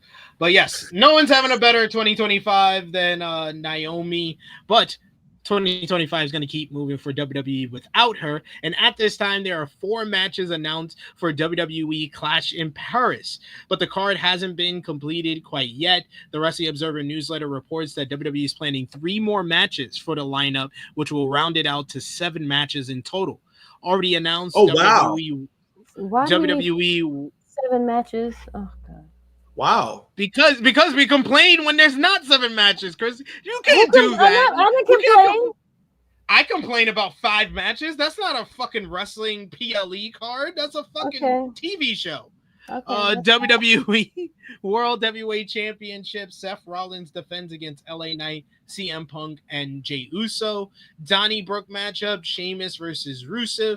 Bronson Reed versus Roman Reigns, and John Cena versus Logan Paul. However, the Wrestling Observer newsletter notes that the following matches will likely be added soon. Undisputed WWE Championship, Cody Rhodes versus Drew McIntyre. WWE United States Championship, Solo Sikoa defends against Sami Zayn. And WWE Women's North American Championship, Becky Lynch versus Nikki Bella. Dave Meltzer noted that with the way WWE's been changing their plans, and with the announcement of Wrestlepalooza, Rhodes versus McIntyre could be held off until then. I think that Rhodes versus McIntyre and Lynch versus Bella are happening on the ESPN show. I'm just putting that out there now. LA Knight has officially moved to Monday nights, joining the Raw roster. Knight has been appearing on Raw since feuding with Seth Rollins in the Vision, and is now listed on WWE.com as a Raw superstar. Knight is set to be part of the World Heavyweight Championship 4-way at Clash in Paris on August 31st against Seth Rollins, CM Punk, and Jey Uso. PW Insider reports that several tapings of WWE Raw are set to have earlier start times than usual when they happen next month. The September 15th episode in Springfield, Massachusetts, has a local time start time of 6:30. The September 22nd episode in Evansville, Indiana, has a local start time of 5:30 p.m. And the September 29th episode in Raleigh, North Carolina, has a local start time of 6:30 p.m. It's unknown why the times have been changed or if Raw will go live earlier on those dates, but we'll keep you posted here on the flagship in regards to that. Moving over to WWE NXT this week. The show did 728,000 viewers. The show featured Javon Evans defeating Trick Williams in a good main event to become the number 1 contender for the NXT Championship at Heatwave, thanks to a timely distraction from Mike Santana. It's going to be Javon Evans versus Obafemi now this tomorrow night. Josh Briggs beat Yoshihiko Inamura in a splendid Philadelphia street fight. Ricky Saints pulled off a win over Jasper Troy. Ethan Page and Chelsea Green tried to attempt a peace treaty with Tavion Heights and Tyra May Steele, which led to no peace being met and a match being set for this Sunday's Heatwave. Heights and Steele got the better of Page and Green to end the segment, while Blake Monroe went face-to-face with Jordan Grace, where she wanted to get under her skin, but instead, Jordan Grace got the better of her by beating up all the security Monroe hired to protect her. And finally, go ahead. No, I was going to say, man, that segment was dog shit. That was definitely what I was saying. I mean, hasn't been a lot of praise for just Jordan Grace, Blake Monroe rivalry, to say the least. So that's fair. Then finally, she's looking at the wrong people. WWE Evolved this week. The show featured Ridge Holland picking up a win over Sean Legacy in the main event. Chantel Monroe beat Kylie Ray to earn a spot in the 4-way for the WWE Evolve Women's Championship. Later, Nikita Lyons threw her name in the hat to get a shot at Callie Armstrong, with the NXT star getting the final spot in the 4-way next week, while Swipe Right defeated Marcus Matherns and Aaron Ruick in tag team action. Finally, we're going to finish off with all the WWE co-promotional brands with TNA, WWE Total Nonstop Action. The Order 4 picked up a win over Matt Cardona and the System in 6-man tag team action. Post-match, Order 4 jumped the System while making Moose watch the beatdown. Frankie Kazarian picked up a win over Jake Something in singles action to get himself into title contention for the International Championship. Trick Williams informed Santino Marella that he doesn't have to defend the TNA World title for 50 days after his defense at TNA Emergence, after Santino attempted to give Mike Santana a shot at the title. And finally, Jody Threat won the number one contenders gauntlet match via disqualification to get a shot at JC Jane for the TNA Knockouts World Championship, thanks to Danny Luna turning heel and viciously attacking Indy Hartwell with the chair and purposely hitting Jody to give her the win. So Danny Luna turning heel. I did not have that on my bingo card. I thought Danny Luna would be babyface a little while longer. I didn't expect her to turn heel. So that was a nice little surprise on TNA this week. And it seems like we're heading towards Mike Santana getting another shot at Trick Williams, because nothing says putting over a New Yorker like putting him over in Boston. And we've made it to the end of what we miss, and we are over to Miss Krssi Luv's favorite time of the show, best and worst of the week, matches of the week, and moments of the week. Krssi Luv, who is your best and worst from this week? Best of the week goes to Naomi. She deserves that, so give her the week. Week for them. Worst is WWE for trying to promote and like make money off of them for trying to get on Stephanie's show. Terrible. Oh my God. Disgusting. Disgusting. Josh, your best and worst of the week. My best of the week is Naomi and Big Jim. Soon to be new parents. Mm-hmm. Worst of the week. It's tough for me to say this, but it has to be that segment. It has to be the MJF Hangman segment of him reversing the decision of the contract thing. Yep. That's fair. That is definitely fair. Definitely fair. 100%. My best of the week, I'll give it co-best of the week to 3 people. Jimmy and Naomi, of course, for the pregnancy announcement. So happy for them, especially because they did not expect this to happen, and that's usually how kids come. Me and Krssi can tell you that. Yes, they go first, and then secondly to Konosuke Takeshita for winning the G1. Yes, and most importantly for saving us from evil. Thank you so much, Takeshita, saving us from evil. It sounds like a superhero saving us from evil. Like worst of the week, it is Peacock, because they got the short end of the stick on WWE making all this money. Oh, like 10, yeah, because they really not winning in this whole deal thing. They're not winning at all. Like they lost all the premium live events, and all y'all get is the scraps of Saturday night's main event. Nobody wants to see Saturday night. Mind you, you don't even need Peacock. And if they lose the library, that's going to be no. You do. You do now. That's what the whole report we were talking about. It's only on Peacock. It's only on Peacock. It's not going to be on Channel 4 either. It's just going to be on Peacock. No, just Peacock. Yeah, and they might lose the library, so it's not good for them. They might lose it.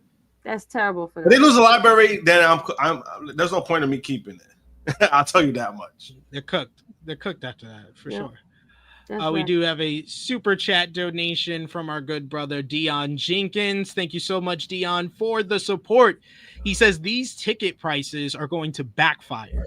When you have to take out a loan to go to a WWE PLE, you've lost the pot. Yep. Yeah, it's astronomical prices for WWE PLEs. $6,000 for a floor seat. $6,000.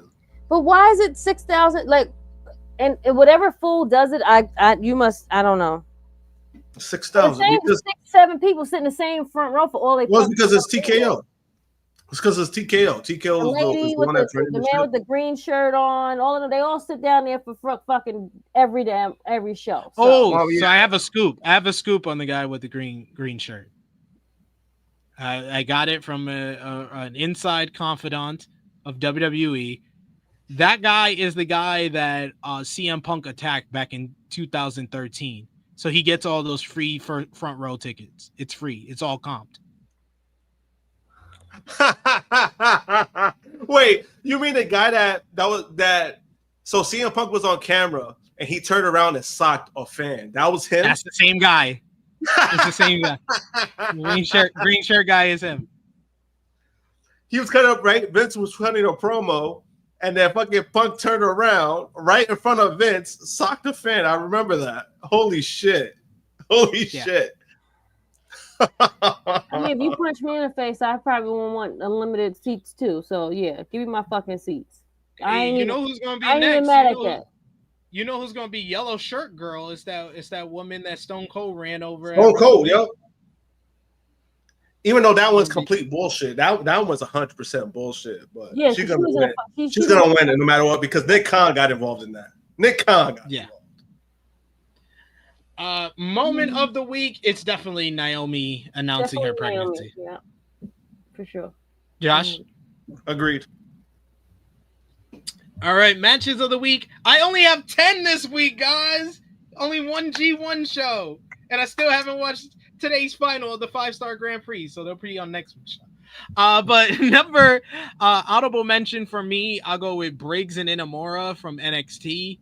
Number 10 for me, Nigel Garcia Moriarty Hechizero, the technical showcase from Collision. Mm-hmm. Number 9, D Riders versus Jet Speed from Collision. Number 8, Starlight Kid versus Rena from Stardom 5-star Grand Prix. Number 7, Psycho Clown and Pagano versus Los Garza from TripleMania. Number 6, Vikingo versus Dom versus Dragon Lee versus Americano from TripleMania. Number 5, El Sky Team versus Los Guerreros from CMLL last night. Number 4, Takeshita versus Evil from the G1. Number 3, Suzu Suzuki versus Bozilla from Stardom 5-star Grand Prix. Number 2, FTR versus Brodito from Dynamite. And number 1, Azumi versus Saya Kamatani from Stardom's 5-star Grand Prix. Krssi. 5 is going to be the TripleMania tag match with Los Garza and the other guys. Number 4, Dominic Mysterio, Americano, that match. Number 3 is going to be FTR and Brodito. Thank you. That was a great match. I was like, I love me some Brody King. I guess that's my new boo. He's add him on the list, but number 2 is going to be the D Riders. Is that what we call them now? The D Riders and against yes. That's the D Riders. And then number 1 for me is the main event from Dynamite, which is the ladies who killed it. Toni Storm, Alex Windsor, Athena, and Mercedes. Athena, thank you, sir. There we go. Josh, what's your matches of the week? Number 3, I'm gonna go with the Dynamite main event with the ladies. Number 2, I'm gonna go with Brodito versus FTR. And number 1, I'm gonna go with the G1 finals, Evil versus Konosuke Takeshita. So look at Evil in the number 1 spot. Evil. No, has nothing to do with Evil, by the way. I was gonna say it has nothing to do with Evil. That's just he's just a cold, He's over there. Let's go, Evil. You're the best wrestler alive. Let's go, Evil. You're the best wrestler alive. Val gonna be hype off of that. Like, yes. Evil slander. No. You see? Power Driver finishers gonna be like, yes, Evil, yes. But let's talk about tomorrow night. Final predictions for the 2 big shows: WWE NXT Heatwave and AEW NJPW Forbidden Door. We saved the best for last, so we're starting off with Heatwave. We got mixed tag team action. It's going to be Ethan Page and Chelsea Green going up against Team USA, Tavion Heights and Tyra May Steele. Krssi, who you got? Team Canada. I am going with Team Canada as well. Josh? Team Canada. Which is the most funniest shit. Like when they can't come up with something, that just come up with something else even dumber that's so funny and it gets over. Then we got a grudge match. Jordan Grace goes one-on-one with Blake Monroe. I'm going with Blake Monroe for the win. Krssi? Jordan to win. Josh? I'm going with Blake. Then we got a three-way to determine the number one contender for the NXT Women's Didn't Championship. these girls already fight already? Oh, I'm sorry. My bad. No. Lola Vice versus Kalani Jordan versus Jada Parker. I like Lola. I like Kalani. The Jada one that's ready the most is Miss Parker. I'm going Miss with Parker for if you're nasty. Let's go. Josh? I'm going with Jada. Jade's side chick. Wow. Damn. Then we got another three-way for the TNA Knockouts World Championship. JC Jane defends against Masha Slamovich and Ash by Elegance. I'm going with JC Jane. Krssi? Get this off my. Okay. Masha should win this fucking match, but whatever. JC Jane. I don't even know why they have this bitch as. Sorry. Oh my god, yo. Yeah. Jesus. Josh. I'm going. The champion retains, but that was funny though. Then we got for the NXT Tag Team Championships, it's going to be Hank and Tank defending against Dark State. Josh. I'm going with Dark State. Krssi. That's the dudes with the mask on. Dark State. Yep. Yep, those guys. They look badass. I'm going with Dark State. Just don't put a mic in Cutler James' face. And then finally for the NXT Championship, don't do that. Just don't do it, please, at all. For the NXT Championship, it's going to be Oba Femi defends against Javon Evans. It's not the right time for Javon to win the title just yet. I'm going with Oba to retain. Josh? I'm going with Oba to retain. Krssi? I like Javon, but yeah, it's too soon. Only if you're gonna call Oba up for the next part, but you know. I wouldn't mind that, but I just don't see it. So, yeah, that's available at 7 p.m. Eastern Time tomorrow on Peacock. But first, tomorrow afternoon, 1 p.m. Eastern Time, AEW NJPW Forbidden Door. We got first up, Cope and Christian come back together as Adam Copeland teams with Christian Cage to verse Christian's former patriarchy stablemates Kip Sabian and Killswitch. I'm going with Cope and Christian. Krssi? Cope and Christian. Edge and Christian. Josh? Cope and Christian. Easy one there. Then we got for the TNT Championship, Kyle Fletcher defends against Hiromu Takahashi. This could be a sleeper match of the night, but I'm going with Fletcher to win. Krssi? Fletcher for sure. Josh? Fletcher. For the TBS Championship, Mercedes Moné defends against Persephone from CMLL, Bozilla from Stardom, and representing AEW, Alex Windsor. Krssi? Moné. CEO. Josh? Mercedes retains. Mercedes retains. For the AEW Women's World Championship, Timeless Toni Storm defends against the Casino Gauntlet winner, Athena. Krssi? I think Athena should win this one. Josh? I think Timeless retains. Unfortunately, I would think that Timeless is going to retain, but you know what?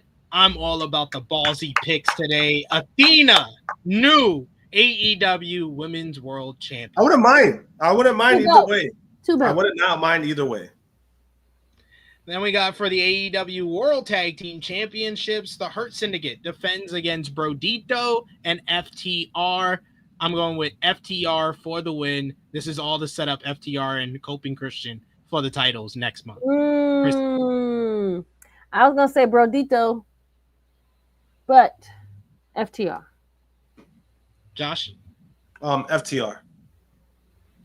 Then we got for the AEW Unified Championship, Kazuchika Okada defends against Swerve Strickland. Even before the knee injury came into play, Okada for the win. Krssi. I was going with Swerve before you gave me the news. Now I can't go with Swerve because he's going to be out. So he's going to lose. They're going to play on this knee thing. And yeah, they're going to say that he probably injured his knee. So, Josh? Okada. I'm going to go with Okada. I was going with Okada before that anyway. For the IWGP World Heavyweight Championship, Zack Sabre Jr. versus Nigel McGuinness. This is like the UK wrestling fans' dream match right here. I expect this one to get a loud ovation from the crowd. It should be really good. Zack Sabre Jr., no doubt, retains. Post-match, Daniel Garcia turns heel. Krssi? Yep. Zack Sabre Jr. Sorry, Nigel. Josh? Zach retains. Lights out steel cage matchup. Jon Moxley, Claudio Castagnoli, and Gabe Kidd of the Death Riders team with the Young Bucks to versus Darby Allin, Will Ospreay, Hiroshi Tanahashi, and the Golden Lovers, Kenny Omega and Kota Ibushi. What you got, Josh? Oof. For me, this match could go either way. I'm gonna go with this could go either way. I'm gonna go with the faces. Mm-hmm. Krssi? I am going with the faces. Will Ospreay has to win. He's home. Duh. I'm going with the Death Riders. I think that Really? this is setting up for a Will Ospreay funeral. Will Ospreay gets taken out by Jon Moxley. Jon Moxley gets the win for his team, and they stretcher Ospreay out of the building.